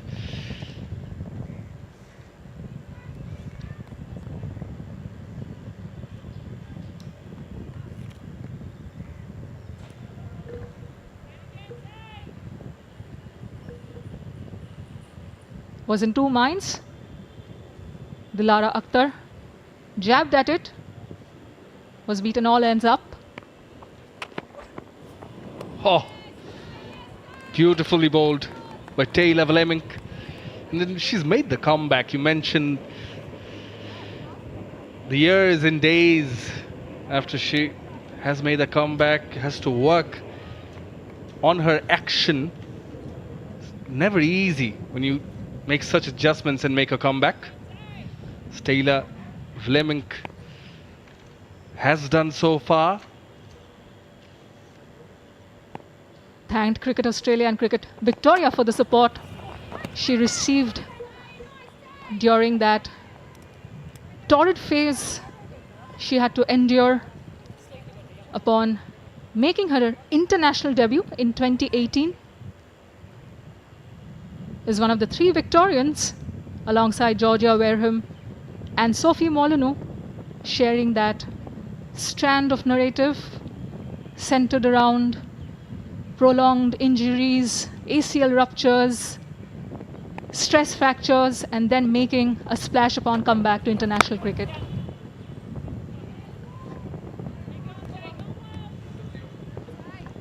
End of the over, 2 gone. Bangladesh are 6 for 1.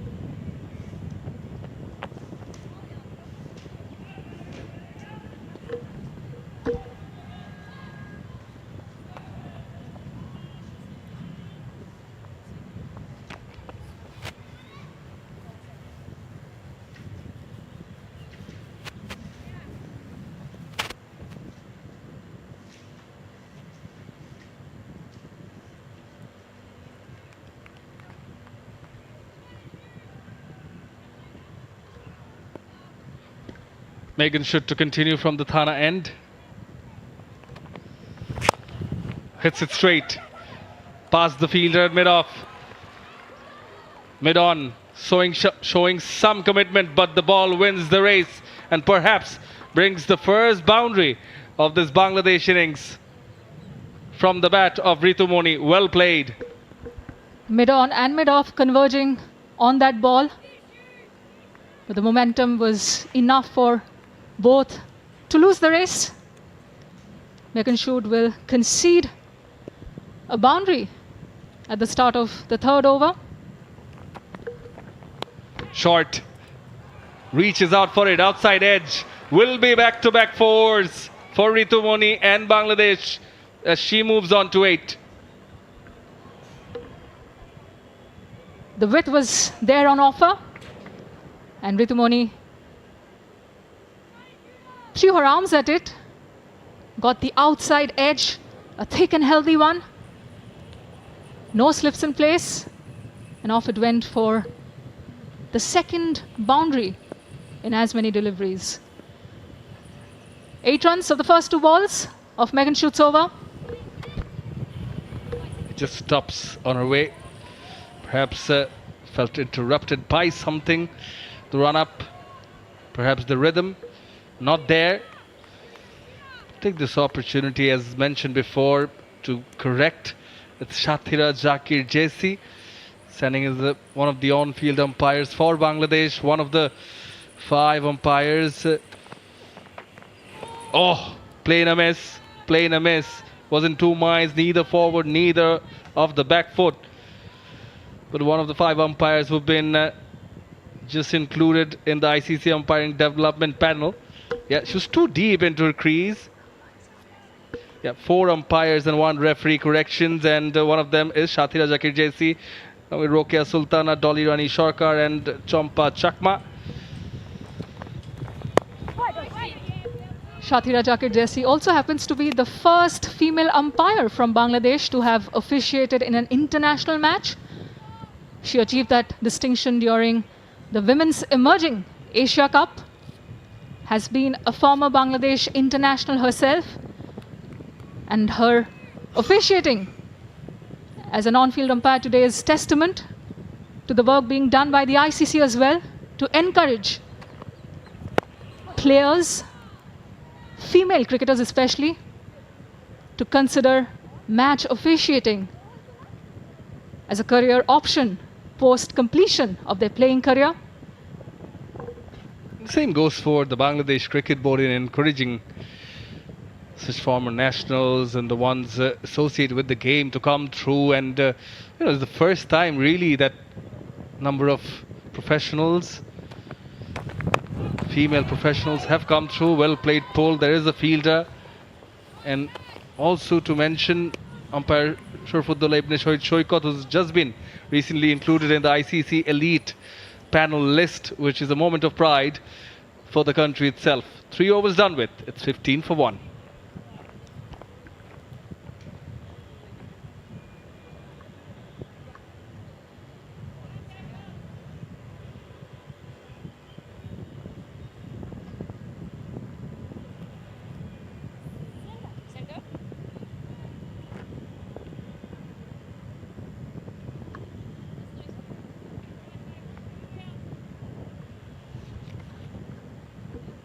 Taylor Bliming to continue from the media box end.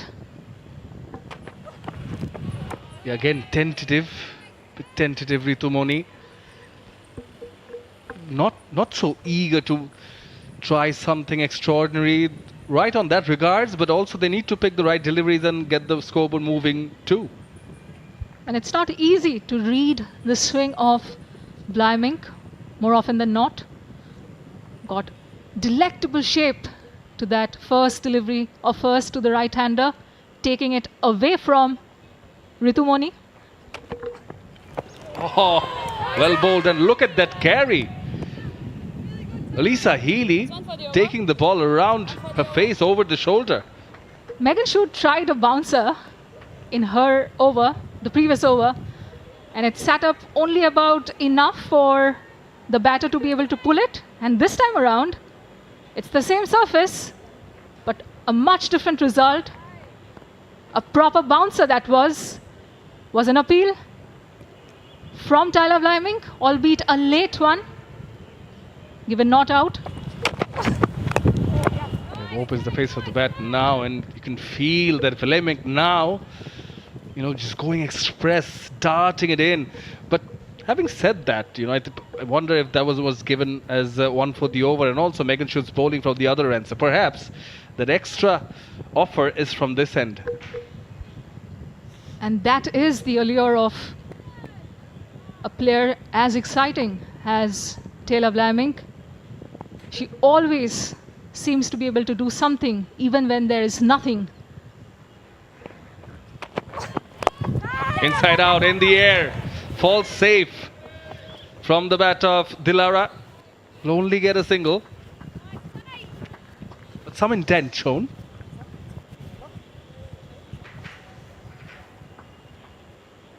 High on intent, somewhere in the middle as far as the execution is concerned. Taylor Bliming hails from Bendigo, Victoria. Represented her state in the under-14s, under-18s, went on to play for the Melbourne Renegades in WBBL Season 2. Is that a catch taken at slip? Dig one in on the fuller length side. And the finger goes up from Brinda Rathi. A superb diving take from most likely Beth Mooney at first slip. A sprightly dive to her left, grabbed with both hands. It was traveling that edge of the bat of right-hander Ritumoni. Taylor Bliming has her first wicket. There was it, a fuller length delivery. What a take from Beth Mooney is that. She doesn't drop many. Only recently did Laura Bulwart happen to have picked her as the best catcher in women's international cricket. Beth Mooney, that is. And here she is showcasing her catching ropes in style. A Yorker. Tried to dig it out, did Ritumoni, but ended up edging it to the left of Beth Mooney. How impressed are you with that, Shamunai?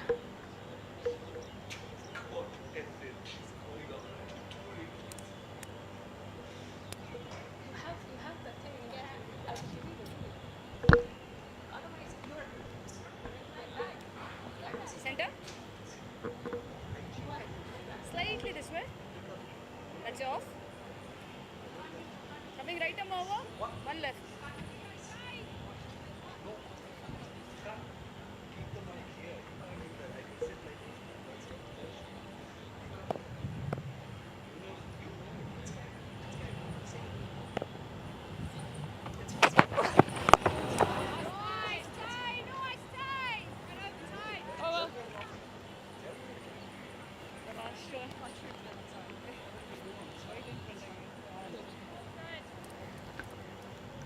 Ends the over, 17 for 2.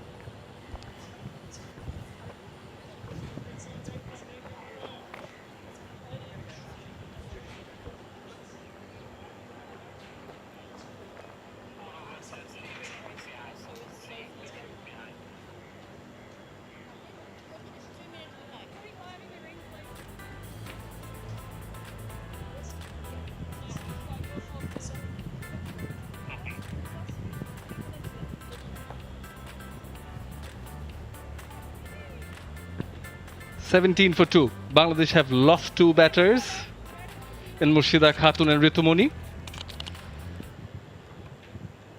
Yet to see the captain. Well, former captain, here's one, Habibul Bashar. And at present, the head of women's wing.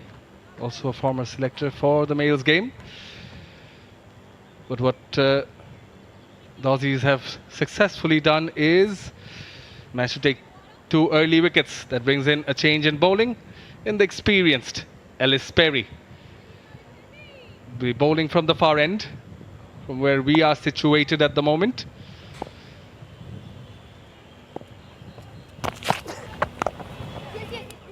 Nicely cut away, will get a single.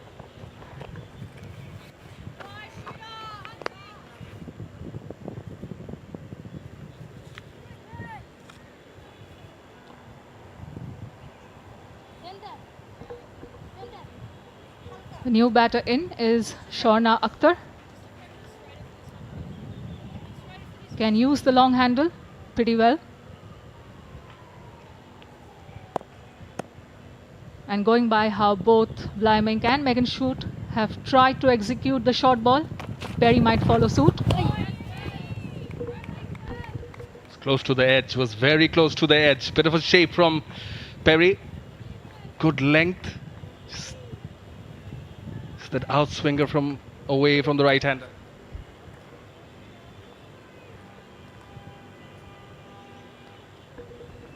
A lot of deliveries sent down by the Australian quicks on the 5th stump line, keeping the batters guessing, the right-handers especially. Down the leg. It's getting this ball to come back inwards. Signaled wide by Shatira Jakir Jesse. It's the shape that will plant a seed of thought in the batter's head. One going away, one coming in. That's another wide and another extra against the name of Elise Perry. We've seen her struggle with her lines a little bit during the ODI leg of the tour and in the second T20i as well, which is when she shared the new ball. Was in the air and gets the wicket. She did go hard at it, but only induced that outside edge. And Perry gets her first. As Sher-e Akhtar, she goes for naught.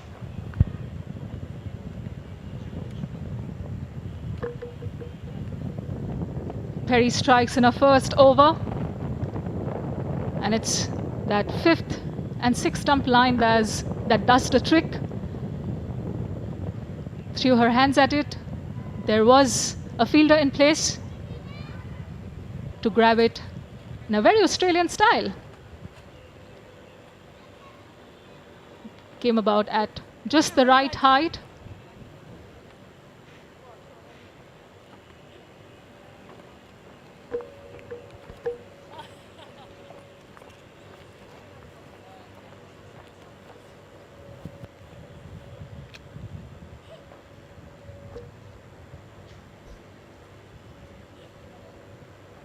Sophie Molyneux takes the catch.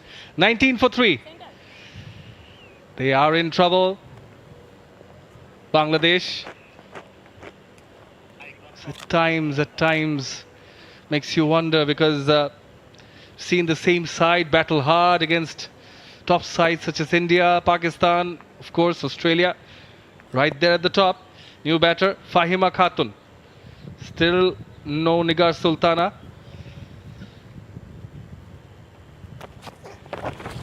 Oh, short. First up to the new batter. As expected, the Pacers have identified that the surface does have something for them to try and bowl those short pitched deliveries. We've seen at least one now from all three Pacers. Megan Shute up front, followed by Taylor Vlaming, and then the most latest and recent of them, Elise Perry.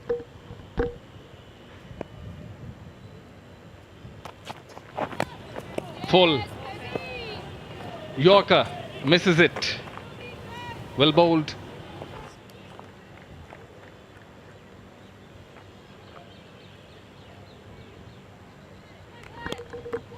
Another Yorker length delivery.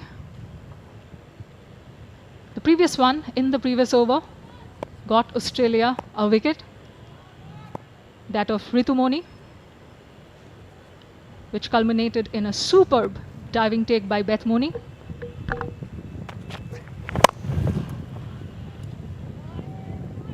Goes for the drive, not much timing. The wicket taking over from Ellis Perry ends the fifth. It's 19 for 3.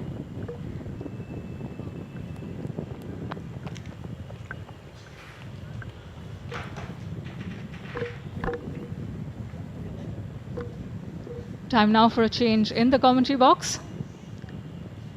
Shahunur joins me again as Shamun Noy makes his way out. Bangladesh have been cautious, pegged back by 3 dismissals in the first 5 overs already. What do you make of the target now, Shahnur? Yeah, the game looks very difficult now for the Tigresses. More difficult than it already did at the halfway mark. As Taylor Vlaming, she's got her tail up, she's breathing fire and throwing some thunderbolts down the batters' necks. It's been difficult dealing with her. She's come back from a long injury layoff and she's showing why she's such an important part in this Australian fast bowling lineup. A slip for her, that's pulled away. Not in complete control, nonetheless will be a run for Dilara. She moves on to 7 from 13. Fahima Khatun yet to score a run. Now she has to face the music. I can tell you for certain it's not pleasant music at all to be facing when you are up against a tall express pace bowler like Taylor Vlaming. Australia decided to leave her out of the 11 in the second T20i so that her workload can be managed, given she's coming back after a long time on the sidelines. Oh, again, that's too fast for the wicketkeeper as well. It will go all the way for byes. In fact, the umpire Vindarati signaling it's going to be run, so probably it hit the bottom part of the bat on its way. Another Yorker could have ended up turning it into a full toss. Fahima Khatun, had she decided to come down the track, doesn't. Ends up getting an under edge, which will run all the way behind the keeper and first slip Beth Mooney for a 4. This time dealt with somehow Fahima. She threw her bat at it, moving her body away, almost like how a tail ender would play against fast bowling, and that just goes to show how fast Vlaming is, and they don't want to get hit by her. Planting all sorts of seeds of doubt in the minds of the batters is Vlaming.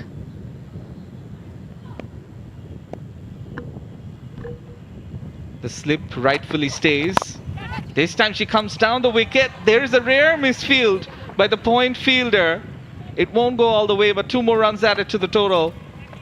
Fahima Khatun moves on to 6 from 6 deliveries. 6 runs in this over so far. The last over of the power play.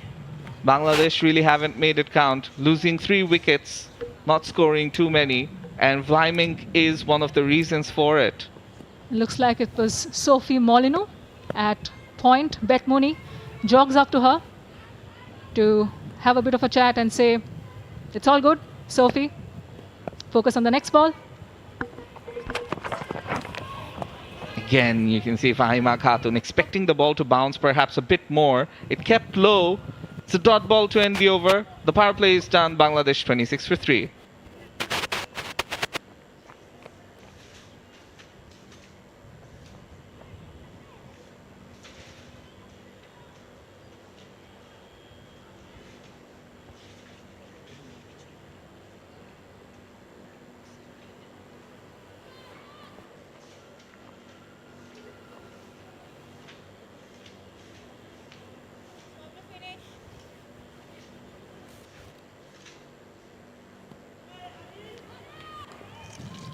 On-field umpire Shathira Zakir Jesse signaling the power plays are done. And Elise Perry, who's taken a wicket in her first over, she will continue. All 3 bowlers getting 1 wicket each. All 3 fast bowlers, Perry, Vlaiming and Shoot.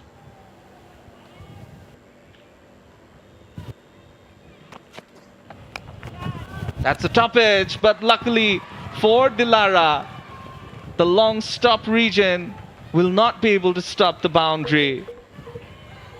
She moves on to 11 from 14. For the best part of the power play, Dilara Akhtar has been a spectator at the non-striker's end. Here, upon facing her first delivery in a while, gets a top edge over the keeper and adds a boundary to her name. Dilara was aggressive in the first match, especially in the power play overs, but then got bogged down as the innings progressed. Again, we see she's been squared up by a delivery that reared up a bit more, but gets a single, gets off strike. It's important to rotate and not get bogged down by too many dot balls. Fahima Khatun, she's the new batter in. She has to continue the good work as well and try and convert those dot balls into singles somehow. Dilara Akhtar hails from Dinajpur in northern Bangladesh. Grew up playing football and cricket on the banks of a river, which is where her hut is situated. Didn't have electricity in that little hut of hers, which is where her mom and herself had been living until recently. Remember, she was part of Bangladesh's squad at the Under-19 Women's T20 World Cup last year in South Africa.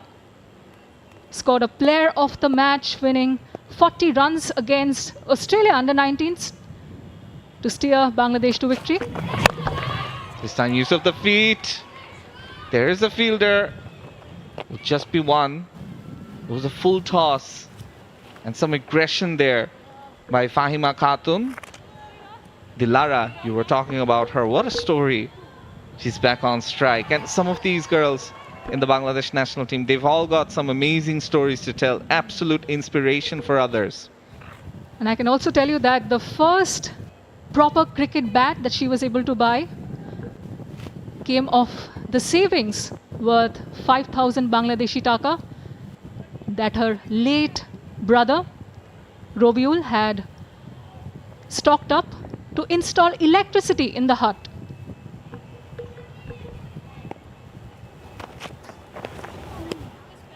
What an amazing story.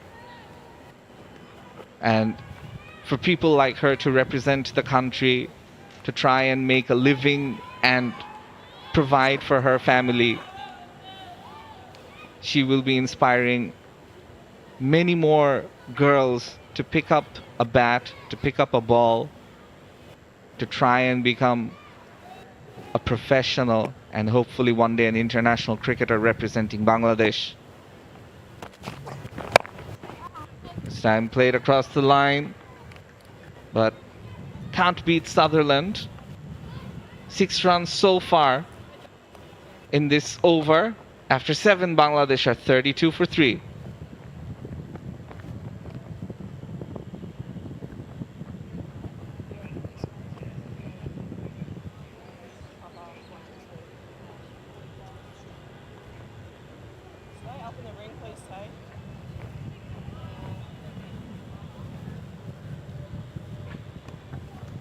Bells, do you want to do long ones? Bells can go. I just need someone. We've got some spectators in the ground, as we can see. They're probably enjoying the current weather more than we are. And it's tough work there for the batters, especially the fast bowlers. And we might see some spin here. Ash Gardner getting ready. After 7 overs of pace, it will be some time for spin. Took 3 wickets on this very surface 2 days ago in the second T20i. Wasn't very effective with the bat today. Ashley Gardner, the current holder of the Belinda Clark Award for being the best female Australian cricketer. Can bat, can bowl, can do it all. Is swept away. There's a fielder at the deep mid-wicket region. So what Ash Gardner will look to do is bowl in that line and that length, because she's got a deep mid-wicket, a backward square leg, and a long on. They're anticipating that slog sweep, aren't they? Oh, there is a celebration. She's bluffed Dilara. She has to go. After scoring 12 from 17, in fact it will be 12 from 18, Bangladesh losing their 4th wicket, 33 for 4.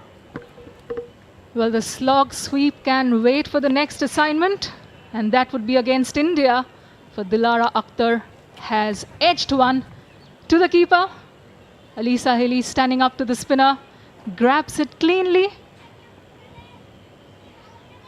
And Dilara Akhtar, the opening batter, who made an enterprising 20-plus score in the second T20i, will have to finish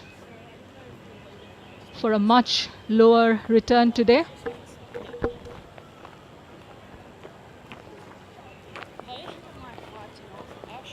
Ash Gardner immediately comes into the attack, shows what she can offer, what the spinners can offer. There wasn't much turn. Dilara perhaps playing for a bit more turn and saw that there was room to cut it. It was there to be hit. An excellent take by the Australian captain, Alisa Healy. Has to be said, Australia, they've made things very difficult for Bangladesh throughout this series. They've dominated in all facets. Sharp turn on this occasion. For a new batter coming in, you see that sort of sharp turn, and there was also some vicious bounce. Rabia, the new batter, this time she plays it with soft hands, but there's a fielder there. So pressure. 3 dot balls in a row. Ash Gardner, what a start she's off to. If Gardner can take a bag full of wickets, she might be pushing Sophie Molyneux for that Player of the Series award. Gardner, mind you, was the player of the ODI leg of this tour. Got 3 wickets in the second T20i. Has already struck in her first over in this third and final T20i. Oh, there is a top edge, but it lands safely. Grace Harris does the chasing. A few more runs added to this total. After 8, Bangladesh 36 for 4. Definitely 1-2. Interesting that Captain Nigar Sultana Jyoti has decided to not come out yet. She doesn't usually bat this low. Has promoted a number of batters up the order in this 150 plus chase in the last T20i. A decent number of spectators have come to watch their home team in action. And it will be time for some leg spin of Georgia Wareham, the player of the match in the second T20i. Made 57 with the bat, took a wicket. Rabia, she has to try and build. She's faced 4 deliveries, scored just 1 run, and it's been all against spin. It's not easy out there for the new batter coming in.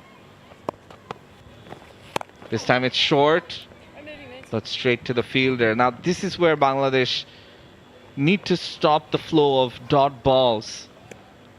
We had a wicket fall in the last over, and then you saw so many dot balls, and now 2 to begin this over. Make that 3. That's pressure. Shanur, we were discussing potential contenders for the Player of the Series award, and we shouldn't definitely not talk of Georgia Wareham. She's bowling beautifully, and that's bowled. Clean bowled, Rabia Khan. Georgia Wareham. She takes the 5th wicket.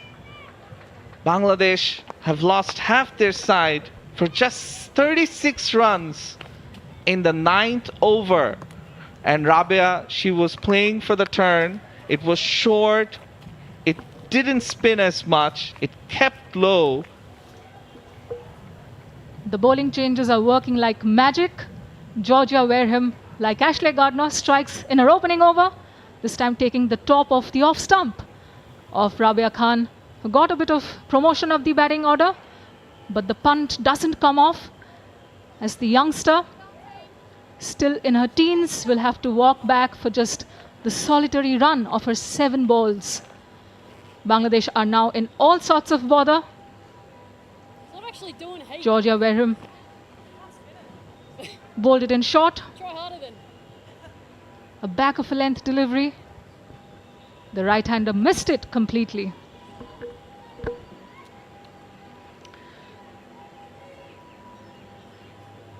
Yes, she's definitely putting her hand up for player of the tournament or player of the series contender. So many options there. Bangladesh fans still here to show support for the home team and to support the girls. It's not easy out there. It's very hot and humid. And in the month of Ramadan, a lot of people are fasting, mind you. Beautiful delivery by Georgia Wareham, beating the batter with flight. And it's the captain Nigar Sultana Jyoti who finally comes on to bat. Will it be a wicket maiden? No, it won't. She gets off the mark in the final delivery of the over. Bangladesh 37 for 5 after 9.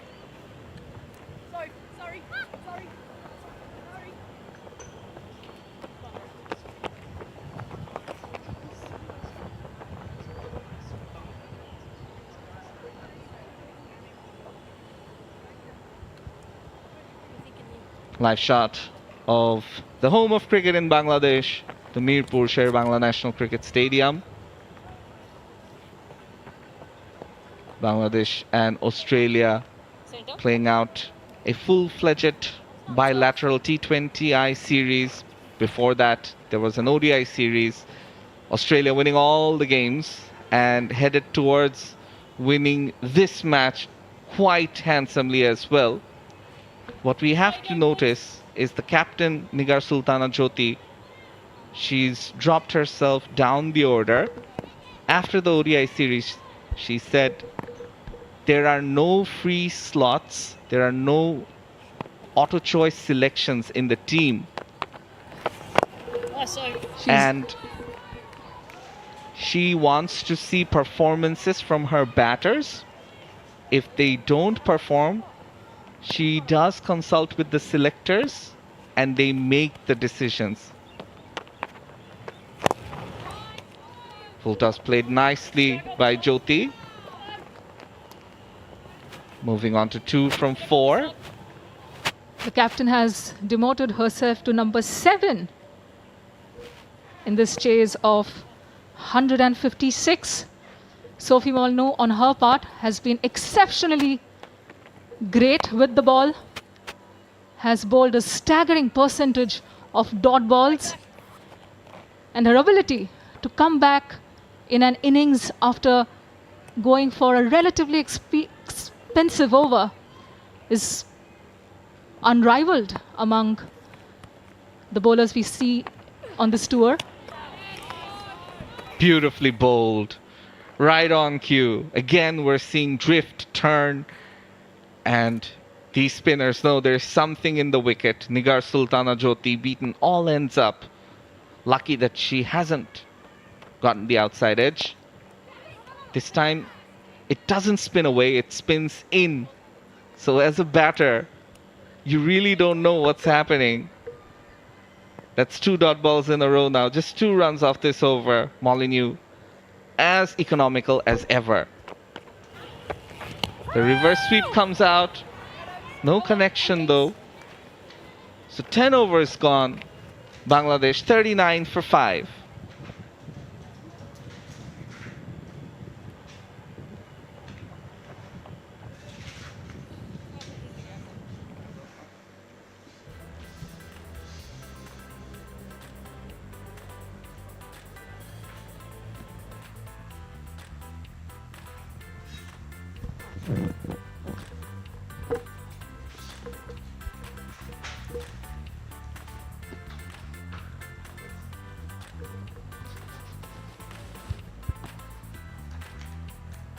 As the teams take drinks, there will be Zerrin on the field for some interviews.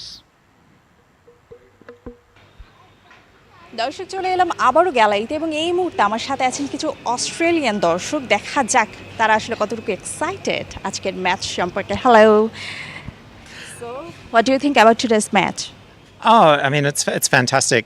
So this is the first time that the Australian women's team has come to Bangladesh to play a series against Bangladesh. So it's a little sad in a way that it's the last match, but it's been a great tour, and I know both teams have played really, really well.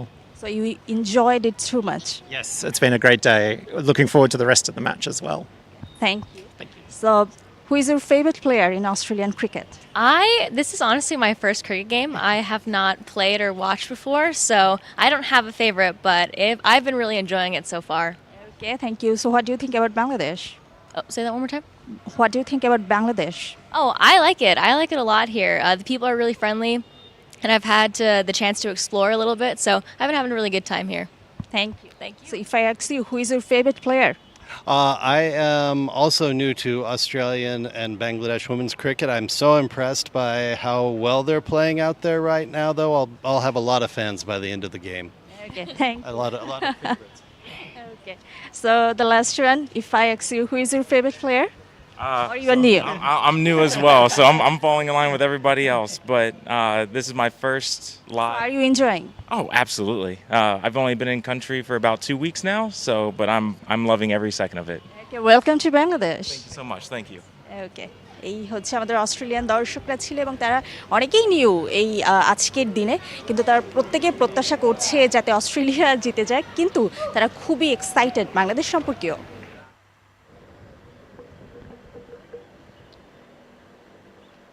Very interesting to see some Australian fans as well. Great to see, in fact, at the home of cricket.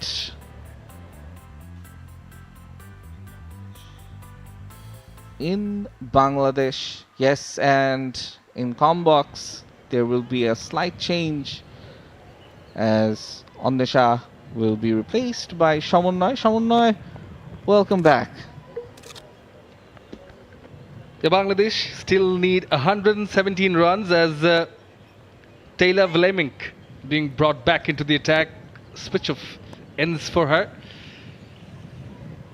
Right arm Seema starts off with a wide Yorker.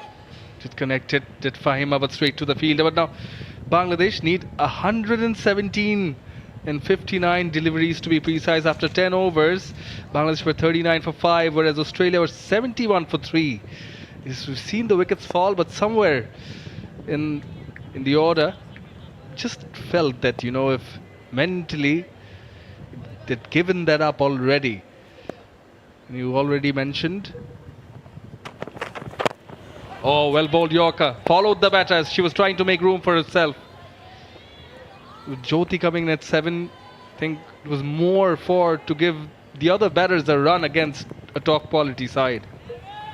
Yeah, absolutely. And I think, as Jyoti said after the ODI series, that she wants to test the other batters. There will be no passengers in the team with the World Cup coming up. She wants to see performances.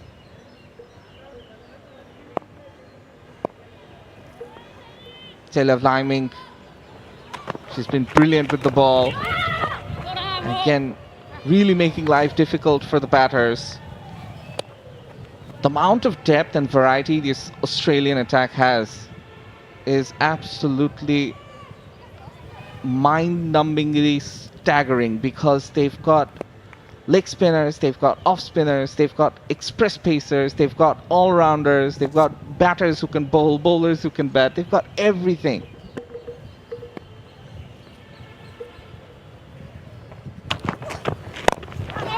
Top edge, another one goes.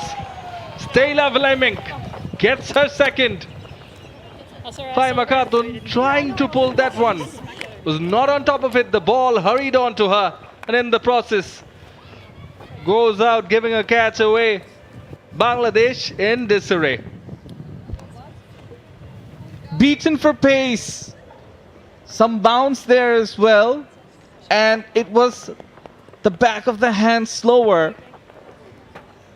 She played a bit too early, and as a result, it took the splice of the bat and ended up straight at the hands of the fielder. An easy catch for the fielder, but what Vleming offers is X factor into this Australian attack, which was already an almost unbeatable one. Fahima, she will be disappointed. Gone for 11 from 16. Quite astonished by this way of getting out, to be precise, speaking of the delivery, because it came up from back of the hand, but still somehow rised to go on a hit on top of the bat, which sort of amazed me. That she took a few steps forward, even though it was slower in comparison to Vleming coming up, you know, back of a hand delivery. Still somehow seemed to surprise the batter, and seemed as if she was late onto it. Down the leg will be a wide, confirmed by Shatira Zakir JC. What she's got is a strong action, Taylor Vleming. So as a result of which, even though it was a back of the hand delivery, you could see her really putting in that extra effort to get the ball to bounce. And she's been trying this in this surface in the previous match as well, in the first T20 International where she played. And initially with her normal action, she saw the ball wasn't bouncing. This time it's down the leg, and it will run away for 4 leg byes. Welcome runs for Bangladesh, though not off the bat. Vleming missing her lines and lengths a bit. Well, I think it was pretty close, because the leg stump was exposed. None of them were interested. Yeah, perhaps still angling outside the leg, but it was a leg bye signaled by the on-field umpire Shatira Zakir JC. And I felt that the leg stump was exposed, so it wouldn't have been a bad shout altogether. But yeah, in trouble. Bangladesh appeal now and given. Told you, better in line on this occasion. Another one goes as Vladimir gets a third, but the second one in the over.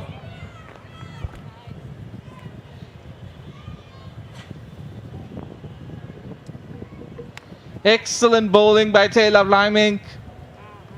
A bit of movement inward, and the batter beaten for pace, beaten for movement, beaten all ends up. Vladimir is too hot to handle in such sizzling conditions as well. As Australia,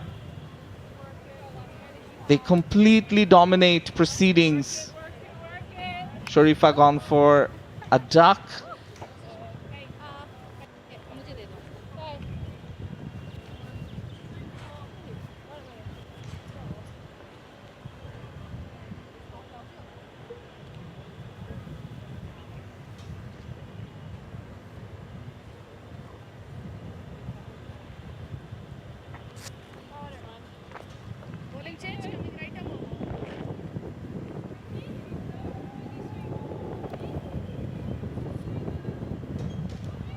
Nahid Akhtar is the new batter in. The vice captain joins the captain in the middle. Well, tough task ahead. Very, very difficult task. To be fair, it's Australia's game already. 44 for 7, 11 overs.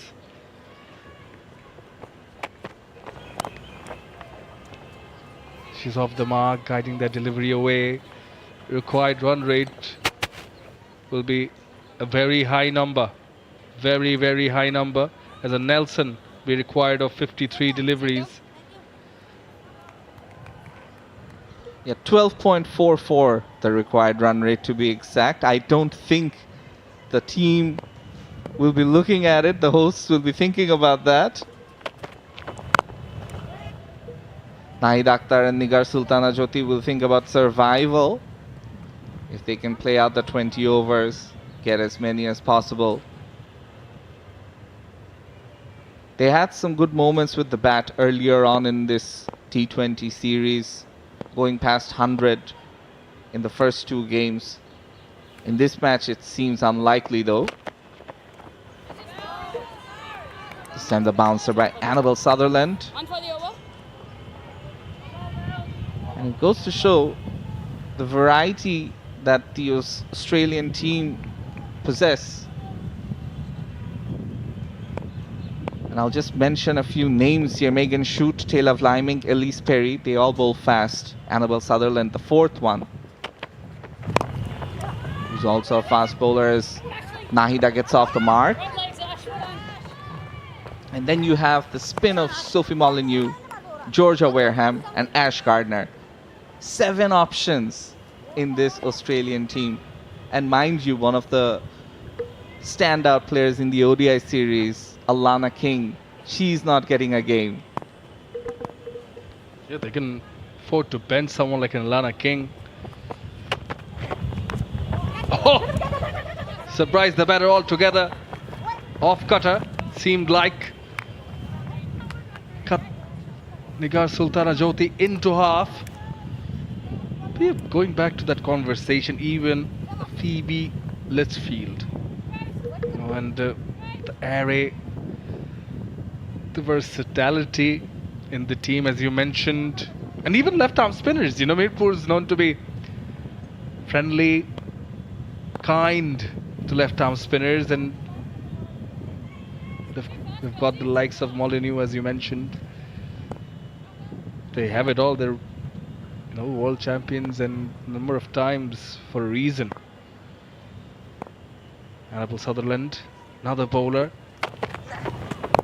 7th one to be introduced specifically in this match. Goes on to only show the strength of the green and gold. After 12, it's 47 for 7.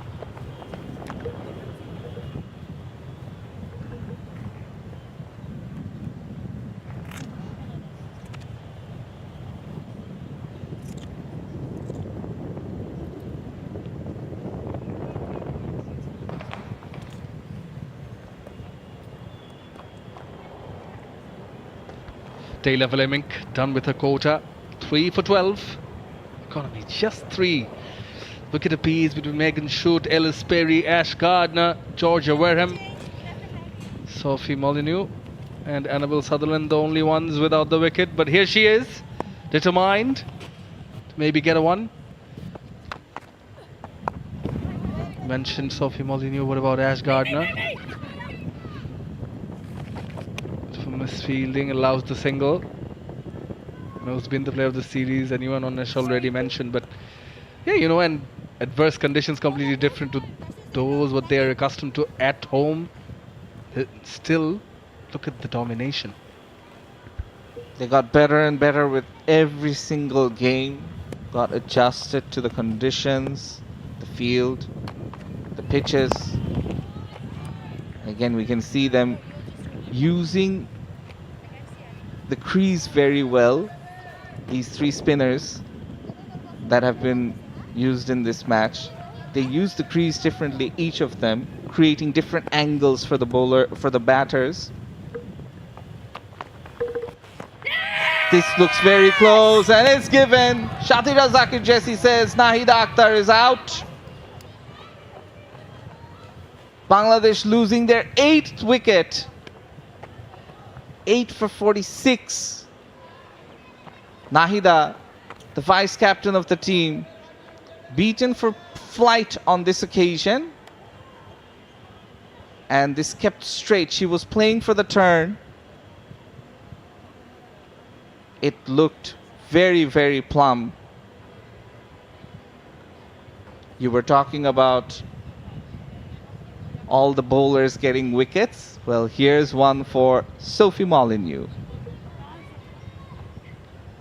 Nahida goes for 1 as Molyneux gets her first.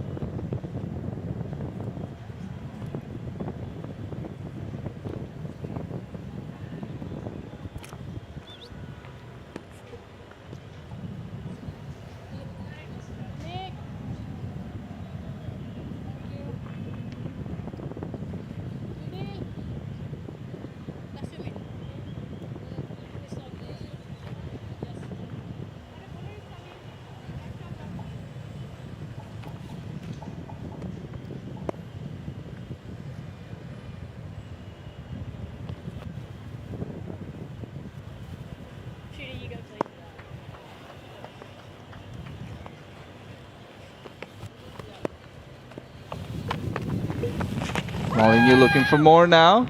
With the tail exposed, Maruf Akhtar, the new batter, in. There was the inside edge on that occasion. Not too many positives to talk about as far as batting is concerned in this match for Bangladesh.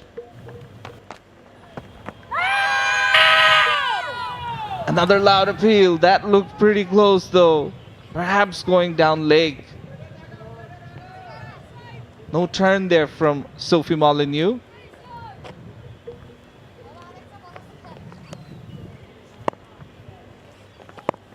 Yeah, there it is, the angle. It's what made sure the Shatira Jesse made sure that she signaled it as not out. Shatira Zakir Jesse. That will be the end of the over, the Sophie Molyneux over, where she gets her first wicket in this match. 13 done. 48 for 8.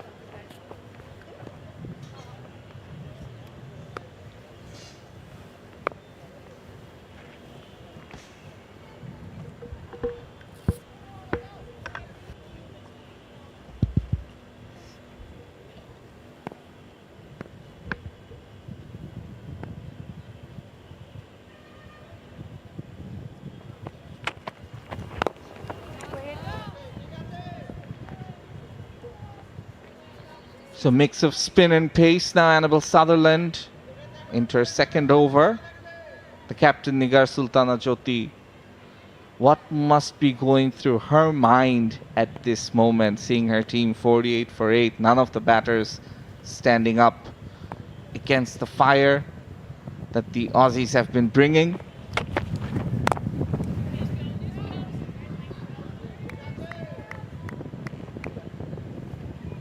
The bowling has been exemplary. Surely has. Surely has. Now, all the bowlers among the wickets for the Aussies. The only one left is Annabel Sutherland. The one bowling now.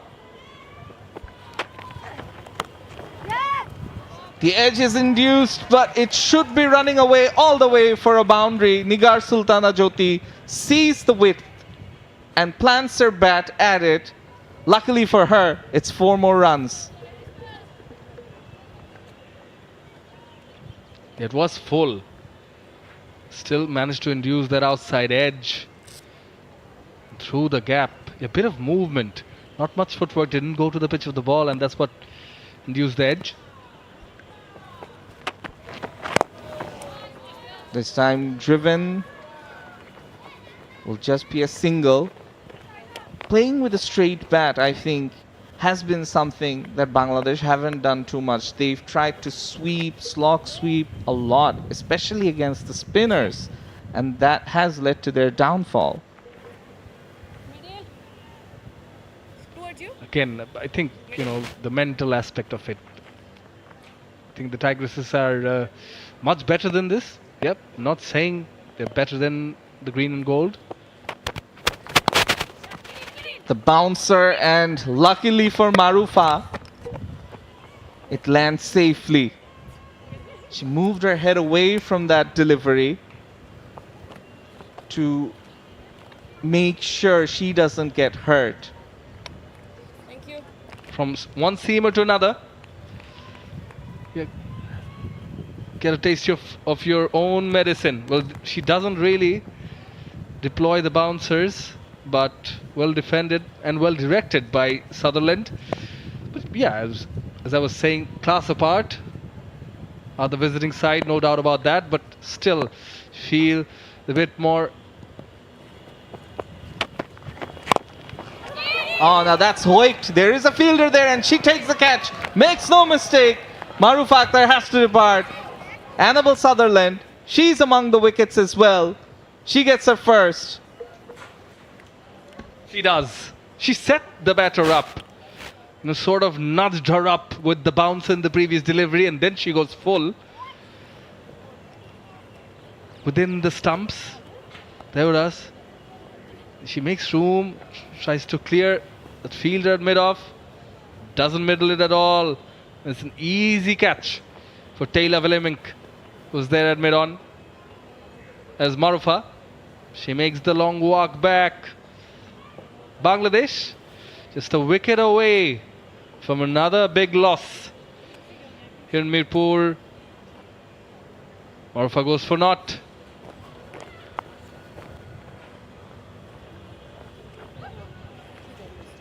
And it's 53 for 9.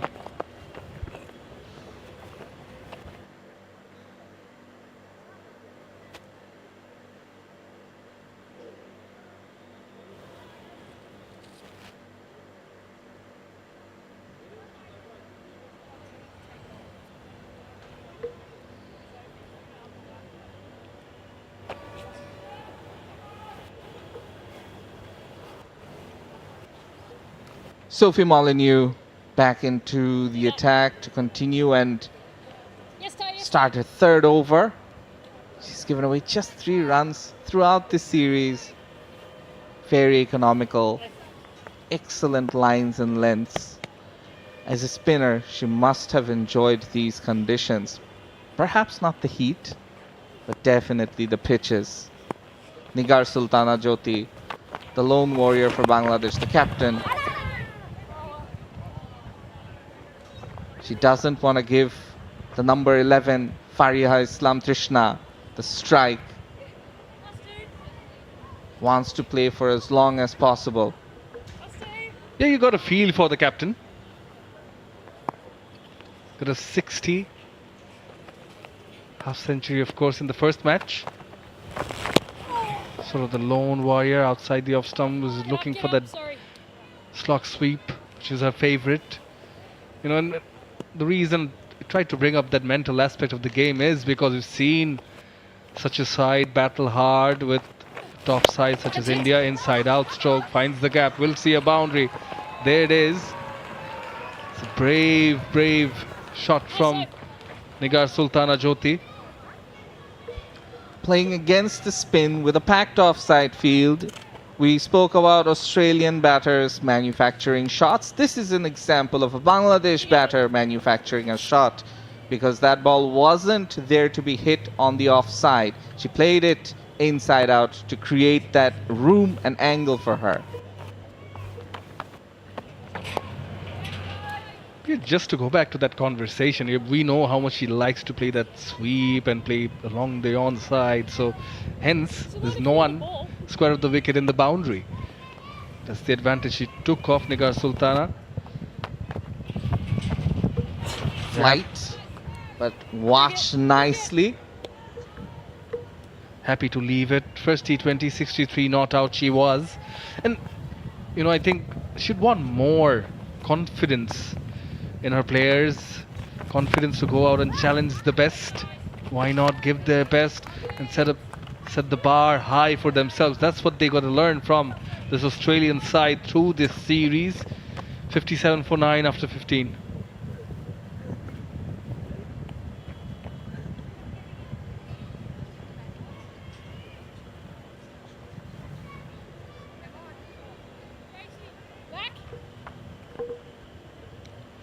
A sorry looking batting card for Bangladesh. Just 3 players getting more than 11. Ritu Moni on 10. She was dismissed. Dilara with 12. Fahima Khatun on 11.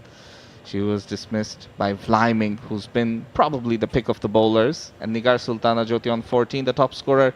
She's not out.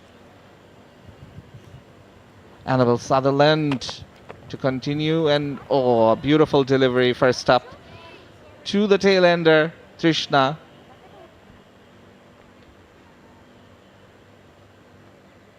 It was a peach. Peach from Annabelle. What a strong side Australia are.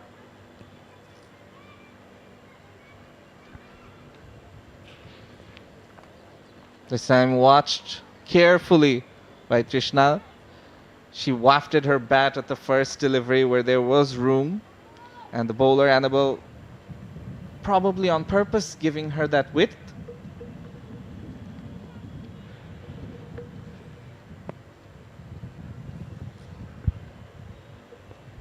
Partnership of 4 from 8 deliveries. Very close to inducing that outside edge. A very slow delivery by Annabelle, taking pace off the ball. What's noticeable is among the bowlers, Taylor Willemink on screen was the only one who's done with her quota of 4 overs, 3 for 12.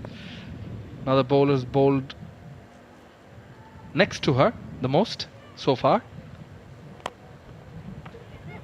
Beautifully bowled, but a quick single taken. Nigar Sultana Jyoti saw the danger and ran as soon as Trishna got some bat on ball. She needs to take the strike now. And given back. She went for the call. Did Trishna, inside edge, big one. And then Jyoti, here's the look where she figured, okay, Jyoti has called for it, and Jyoti made the run. Bit of footwork from Annabelle on offer. But yeah, the other bowler is Sophie Molyneux, who's bowled 3 overs, 1 for 7. The reason I say that, shot by Jyoti, and she'll get another boundary straight down the ground this time. The field was up for that shot. The first boundary in this over, 1 delivery left. Will she manage to take a single in the final ball? Yeah, went to the pitch of the ball, charged the bowler, took up the challenge, and the long on drops back. Now mid-off is into the circle. There's the mid-wicket deep inside the circle for Jyoti. We'll come back to that conversation. She does manage to take a single. Played with soft hands, although it was uppish. So after 16, Bangladesh are 63 for 9.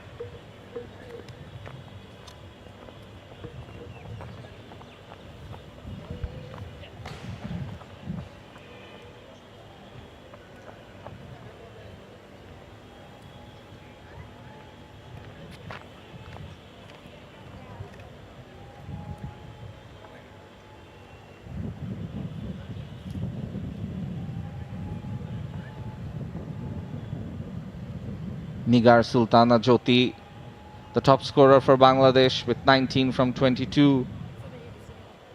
She wants to stay there till the end. Bangladesh have just 1 wicket remaining with Faria Islam Trishna, the number 11, batting with her. Bangladesh 63 for 9. It's not a good looking scorecard from a Bangladeshi perspective. For Australia though, all of these bowlers have taken wickets, including Sophie Molyneux, who's getting ready to bowl her final over.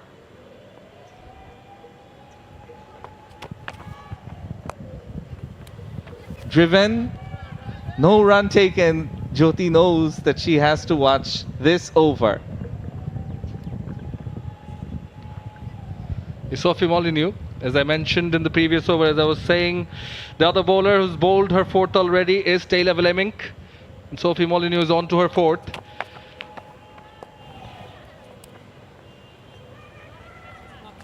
Goes on to show that Alyssa Healy is going through a test and trial, and more than that, giving these girls the opportunities because they are making a comeback after some time.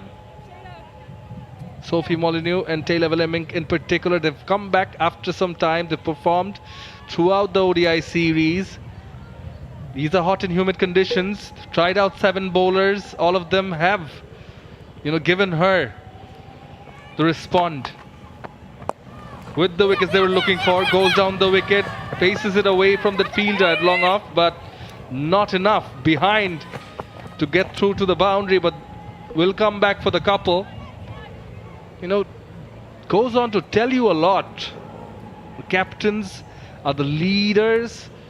Not all of them, but yet, what makes them leaders? For example, Alyssa Healy giving such bowlers the time they need, because the World Cup later on this year is under similar conditions here in Bangladesh. Whereas Jyoti coming to bat at number 7, even though she's got a half century early on in this series, goes on to show that she's giving them time and she wants to judge them so that no one can say that I didn't get enough time in the middle, I was not given the opportunity. So it's a high time for the Tigresses, for the others to raise up the standards. It doesn't happen in one day, but when you've got icons, idols, rather than getting awestruck by them, you learn from them, try to be like them, but be yourself, make a name for yourself. And these are the stages, the big stages around the world. You grab the opportunities with both your hands, makes room, opens up, clears the front leg and sweeps it, clever, and sweeps it fine for a fine boundary.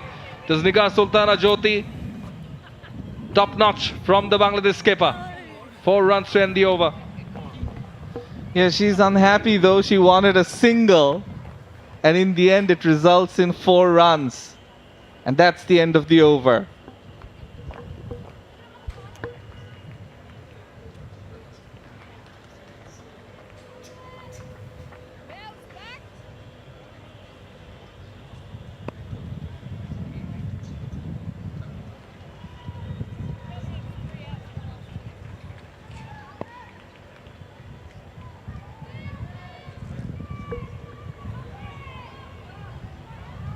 Pace to continue. Annabelle Sutherland, her final over. Trishna, now she has to face 5 more deliveries in this over potentially. Nigar Sultana Jyoti just telling her to hang in there, play with a straight bat.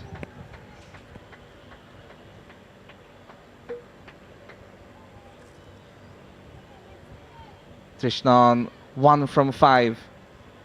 That's the second delivery. Played nicely. Will take the single. Good looking shot from a number 11. Give the strike back to your captain Nigar Sultana Jyoti, who's on 27 from 28. The right thing to do. Goes on to show that she's got a stroke. Maybe the off-stump stroke. That shot, nicely played through covers. Jyoti on strike. Now, that's a good delivery, but the umpire thinks it's too high. it's difficult for the bowlers, really. Rindarati, she says it's wide. It's an extra run. The number of extras that has plagued Australia throughout this tour. One area they'll surely want to improve on. Hot and humid doesn't make it easy. Now that's a good connection from bat on ball. It's just one bounce that will take it over the boundary rope for 4 runs. Nigar Sultana Jyoti moves on to 31 from 29. And it's shot like these that the other batters should have played at the top of the order to keep Bangladesh in the hunt. Nigar Sultana Jyoti showing her talent, her skills on display. Previous over, she moved the front leg, played it fine behind, this time goes in front. Again, shuffling across, pulls it very powerfully. One more run, but that means Trishna has to face the final ball.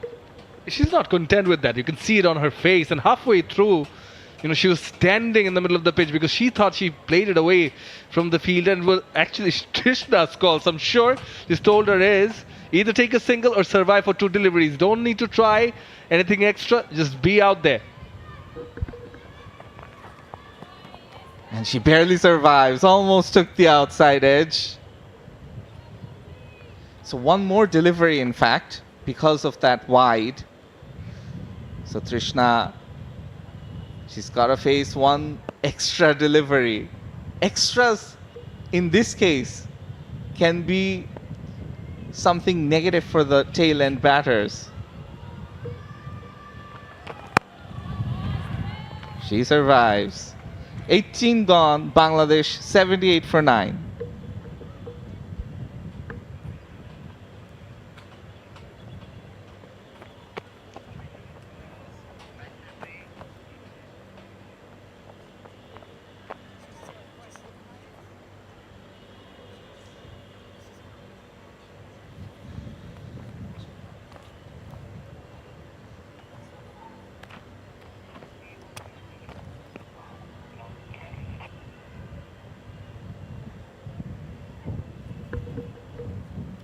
Now that tells you a story.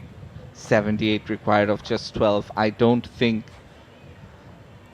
the game is on at this moment. It's all about scoring as many runs as possible and surviving till the 20th over as far as Bangladesh is concerned.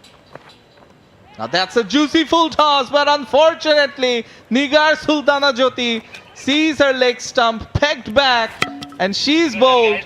Australia have the final wicket. Bangladesh all out for 78. And the captain is the final wicket to fall. She falls for 32 from 31 deliveries. A flighted delivery. She came down the wicket. Georgia Wareham. Change in bowling brought on by Elisa Healy. She gets her second. Don't really understand much of the celebration, but doesn't matter, as they celebrate, and rightly so. Clean sweep for the girls in gold and green as they top the Tigresses, topple them over. Clean sweep, 3 out of 3 in the T20 series. And it was utter domination in the ODIs as well. The story continued. What the Aussies have done, Bangladesh will have plenty to learn from it. Nigar Sultana Jyoti, she takes the disappointed walk back as both teams shake hands. It's been a series contested in very good spirits. Australia's first bilateral series against Bangladesh. 3 ODIs, 3 T20 internationals. Some good moments for Bangladesh, especially the hat-trick by Trishna, let's not forget, in the last match. Jyoti, she played a few good innings as well with the bat. But overall, the Australians, too good. Too many quality, too many world-class players in their ranks. Even when some of them have failed, the others have stood up. And that's what you really want from your team. Nahid Akhtar, another one of the stalwarts for Bangladesh. She's been good with the ball for most parts. They will have plenty to think about with India coming in a few weeks. That series will be played in Sylhet. 5 T20 internationals ahead of the Asia Cup, and then it's the T20 World Cup. The batting scorecard, apart from Nigar Sultana Jyoti, no one really contributing much to the total, as a result of which Bangladesh all out in 18.1 overs for just 78 runs. Australia winning by a handsome margin of 77. For the bowlers, Yeah. All of them among wickets. 7 bowlers used, but the pick of the bowlers was tail-level aiming. 3 for 12 for her. And 2 for 1 for Georgia Wareham. Here are the wickets. and some really good deliveries early on. Bangladesh were pegged back. There were a few streaky shots, and then excellent fielding from the Aussies as well, as Vlimink, she was just too hot to handle. Few lucky streaky runs in between those wickets as well for Bangladesh. And then the spinners came on, and when they came on, they continued taking wickets. The leg spin, the off spin, everything going in Australia's favor. And you'll notice something, most of the runs were scored behind the V. A few LBWs in the middle to really get rid of the lower middle order.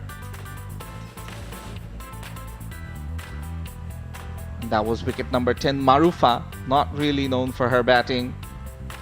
Jyoti though held on, tried to stitch together a partnership, and she played a few good shots before this happened, and falling prey to Georgia Wareham. Yeah.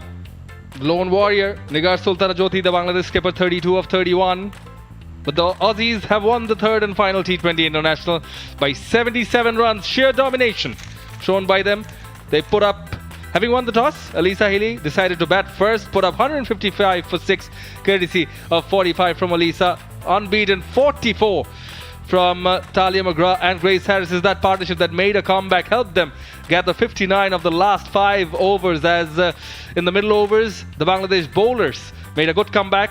Nahid Akhtar tops the bowling list for Bangladesh, 3 for 31 of her 4 overs. Shorefia Khatun, 1 for 31 for her, and Rabia, 1 for 19, economical in her 4 overs. In response, Bangladesh, only Nigar Sultana Jyoti showing some sort of intent with the bat, and the exposure in the middle also. 32 of 31 by Nigar Sultana Jyoti. The rest of them not really very promising, but the bowlers have been quite on the money for Australia. Taylor Willeming, 3 for 12. Georgia Wareham, 2 for 1 of her 1.1 overs, bowling Bangladesh out for 78, as Australia women win the match by 77 runs and clinch the series. It's time for a short break, but after we come back, we shall be going over to Anisha Ghosh for the post-match presentation ceremony.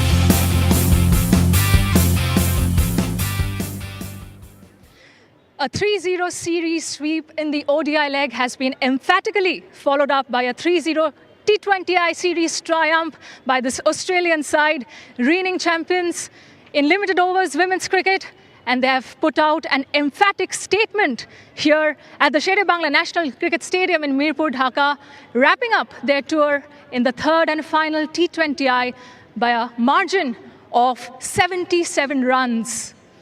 For the Bangladesh women's cricket team, it's been a series and tour of many lessons, which I'm sure they will look to implement as they prepare for the 9th edition of the ICC Women's T20 World Cup, which will be staged in this very country in about 5 months' time. It's time to introduce the presentation party. To my left, I'm accompanied by Ms. Nadia Simpson, Acting High Commissioner, Australian High Commission of Bangladesh, and Mr. Mohammad Jalal Ahmed Chaudhry, BCB Director and Chairman, Cricket Operations Committee.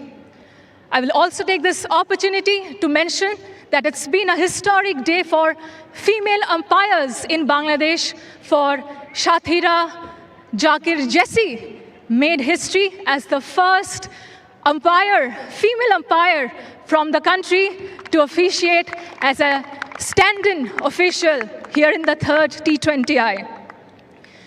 Time now to invite a member of the losing team, the hosts, Bangladesh. I'm told their captain, Nigar Sultana Jyoti, is not keeping well. Hence, may I request Vice Captain Nahida Akhtar to please come for a quick chat.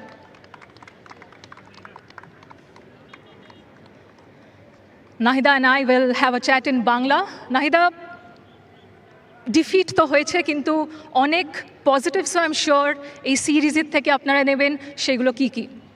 অবশ্যই আমরা ওডিআইটা যেভাবে start করেছিলাম আমাদের ভালো হয়নি, so আমাদের চেষ্টা ছিল যে আমাদের টি20 যেন আমরা ভালো করতে পারি। তো আমি মনে করব যে হচ্ছে আমাদের বোলাররা ব্যাটাররা খুবই ভালো করছে, আর একটু ভালো করলে হয়তো আর একটু ভালো রেজাল্ট হতে পারতো। এটাই। অনেক টিনেজার্স আমরা বাংলাদেশি টিমে দেখতে পাচ্ছি যারা আন্ডার 19 টি20 ওয়ার্ল্ড কাপ খেলেছে গত বছর, হয়তো আসন্ন সিনিয়র উইমেন্স টি20 ওয়ার্ল্ড কাপও খেলবেন। তাদের উদ্দেশ্যে আপনি কি বলতে চাইবেন ভাইস ক্যাপ্টেন হিসেবে? না, তারা খুবই ভালো খেলছে, আমি আশা করব যে তারা তাদের এই ধারাবাহিকতা ধরে রাখে। ফাইনালি 3টে উইকেট পেয়েছেন নিজে, কতটা খুশি? অবশ্যই খুশি। না, দল ভালো না করলে আসলে এই অ্যাচিভমেন্টটা কোনো কিছুই না। আর নিগার সুলতানা জ্যোতির ব্যাপারে একটু যদি বলেন, উনি নাম্বার 7-এ নিজেকে ডিমোট করলেন আর অবশ্যই আমাদের সঙ্গে এখন আসতে পারলেন না, কি কারণ একটু যদি উল্লেখ করেন প্লিজ। না, আমাদের ক্যাপ্টেন একটু অসুস্থ ছিল, যার কারণে ও লেটে নামছে। Thank you, Nahida, and all the best for the upcoming India series. Thanks to Nahida Akhtar, who informs us that Nigar Sultana Jyoti, the captain, had not been keeping well, which is why she had demoted herself down the order to number 7. I'm told there has been a slight error in communication. We are joined by Mr. Mohammad Jalal Yunus, the BCB Director and Chairman, Cricket Operations Committee of the Bangladesh Cricket Board. A couple of awards to be handed out, and I will have to look a lot to my left for that. First up is the BCB Player of the Match Award, and it will be taken out by a certain express pace bowler. May I invite Tyler Vlimink, who will be awarded a USD 500 check by both Ms. Simpson and Mr. Yunus for her figures of 3 for 12 from 4 overs. Tyler, may I have a quick chat with her after the photos are taken, of course. She's already posed with the check, I'm told. Tyler, many congratulations.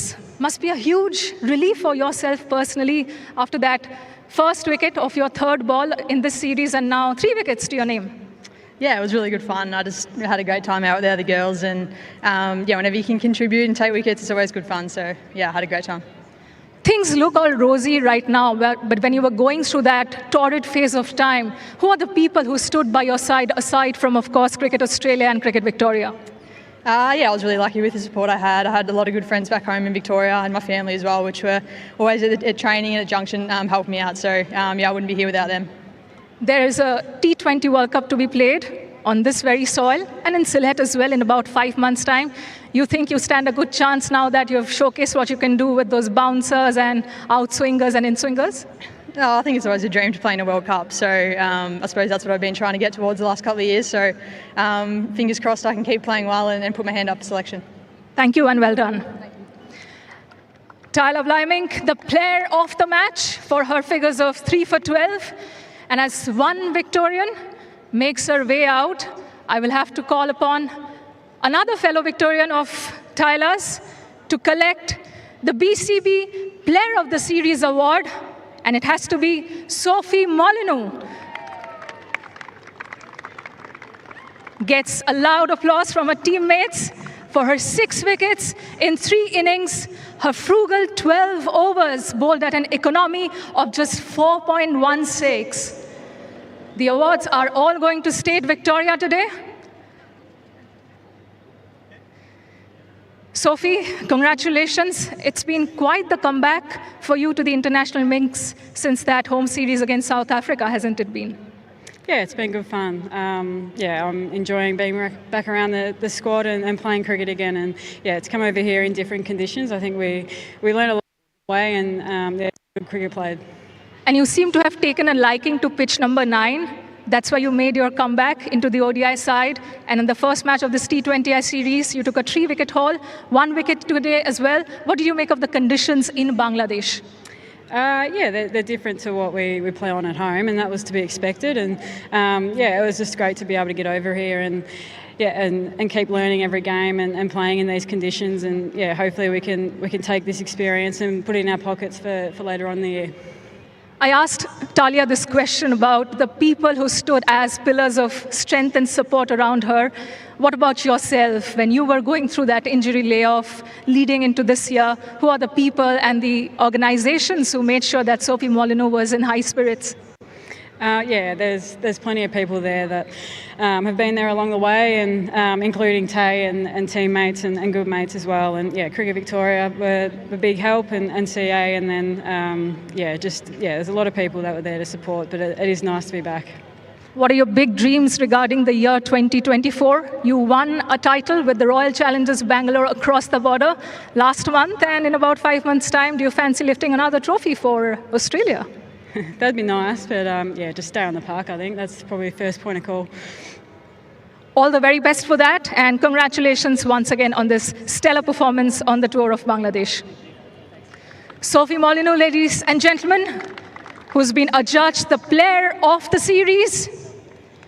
May I now invite the winning captain, a beaming Elisa Healy, for a quick chat, please.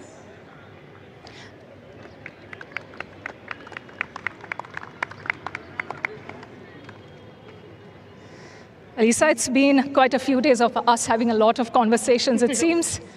No complaints? Do you have any regarding this tour of Bangladesh? No complaints at all. I think it's been a really worthwhile tour for us. The hospitality, everything that's been around here in Bangladesh has been top quality. So thank you very much for hosting us over here. We've had a great time, and I think our group's learned a lot out of it, which is most important. The margins of victory have been staggering. 10 wickets, 58 runs, 77 runs. What do you make of that in specific? Oh, look, I think we're doing a lot of things right, and I think we're adapting really well, which is what we speak about a lot, whether it's with bat or ball. We want to adapt to conditions really quickly, and I think we were able to do that, which I'm really proud of, and I think everyone in the 14 girls in this squad are taking something home that they can work on when we come back here in September. So it's been hugely worthwhile for us. It's likely that you will play a number of your round games during the T20 World Cup in Sylhet, but what are the big takeaways in terms of navigating the Bangladeshi conditions that you would want to implement come the World Tournament in September, October?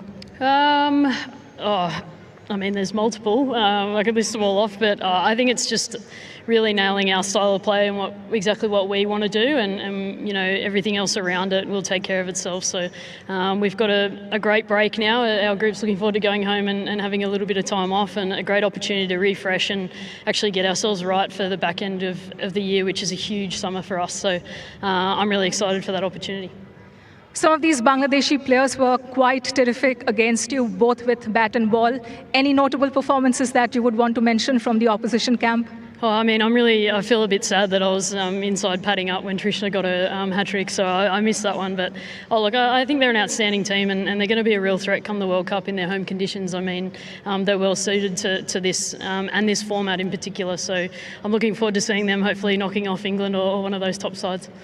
Final one, as far as the 9 opposition teams in the World Cup are concerned, what sort of homework should they do in terms of the Australian batting order? Because today it was the regular order that you put up, not Georgia Wareham at number 3. So what would your message to the rest of the world be? You can do whatever you'd like. Just prepare as much as you like against us, but we've got a few little different plans up our sleeves and we'll throw something different at you. Do take note of that, rest of the world. Thank you very much, Alisa Dili. Please do go join your teammates for the trophy presentation.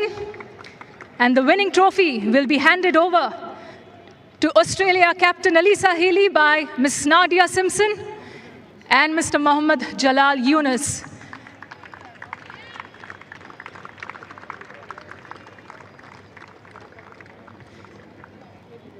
May I now invite the Australian team to join their skipper in the middle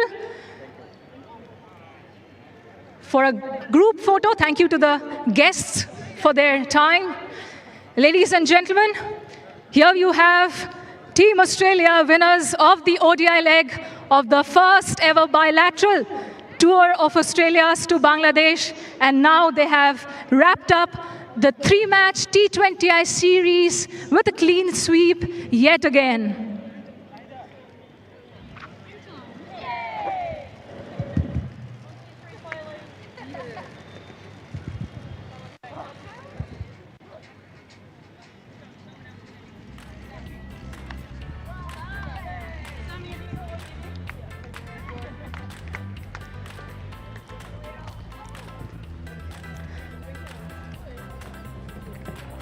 Heartiest congratulations to Alisa Healy's Australia.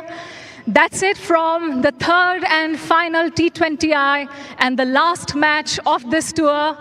Thank you for keeping us company. Hope you enjoyed the coverage. And do make sure to join us again later this month when India come over to play a 5 T20i series against hosts Bangladesh starting April the 28th. Until then, goodbye and take care.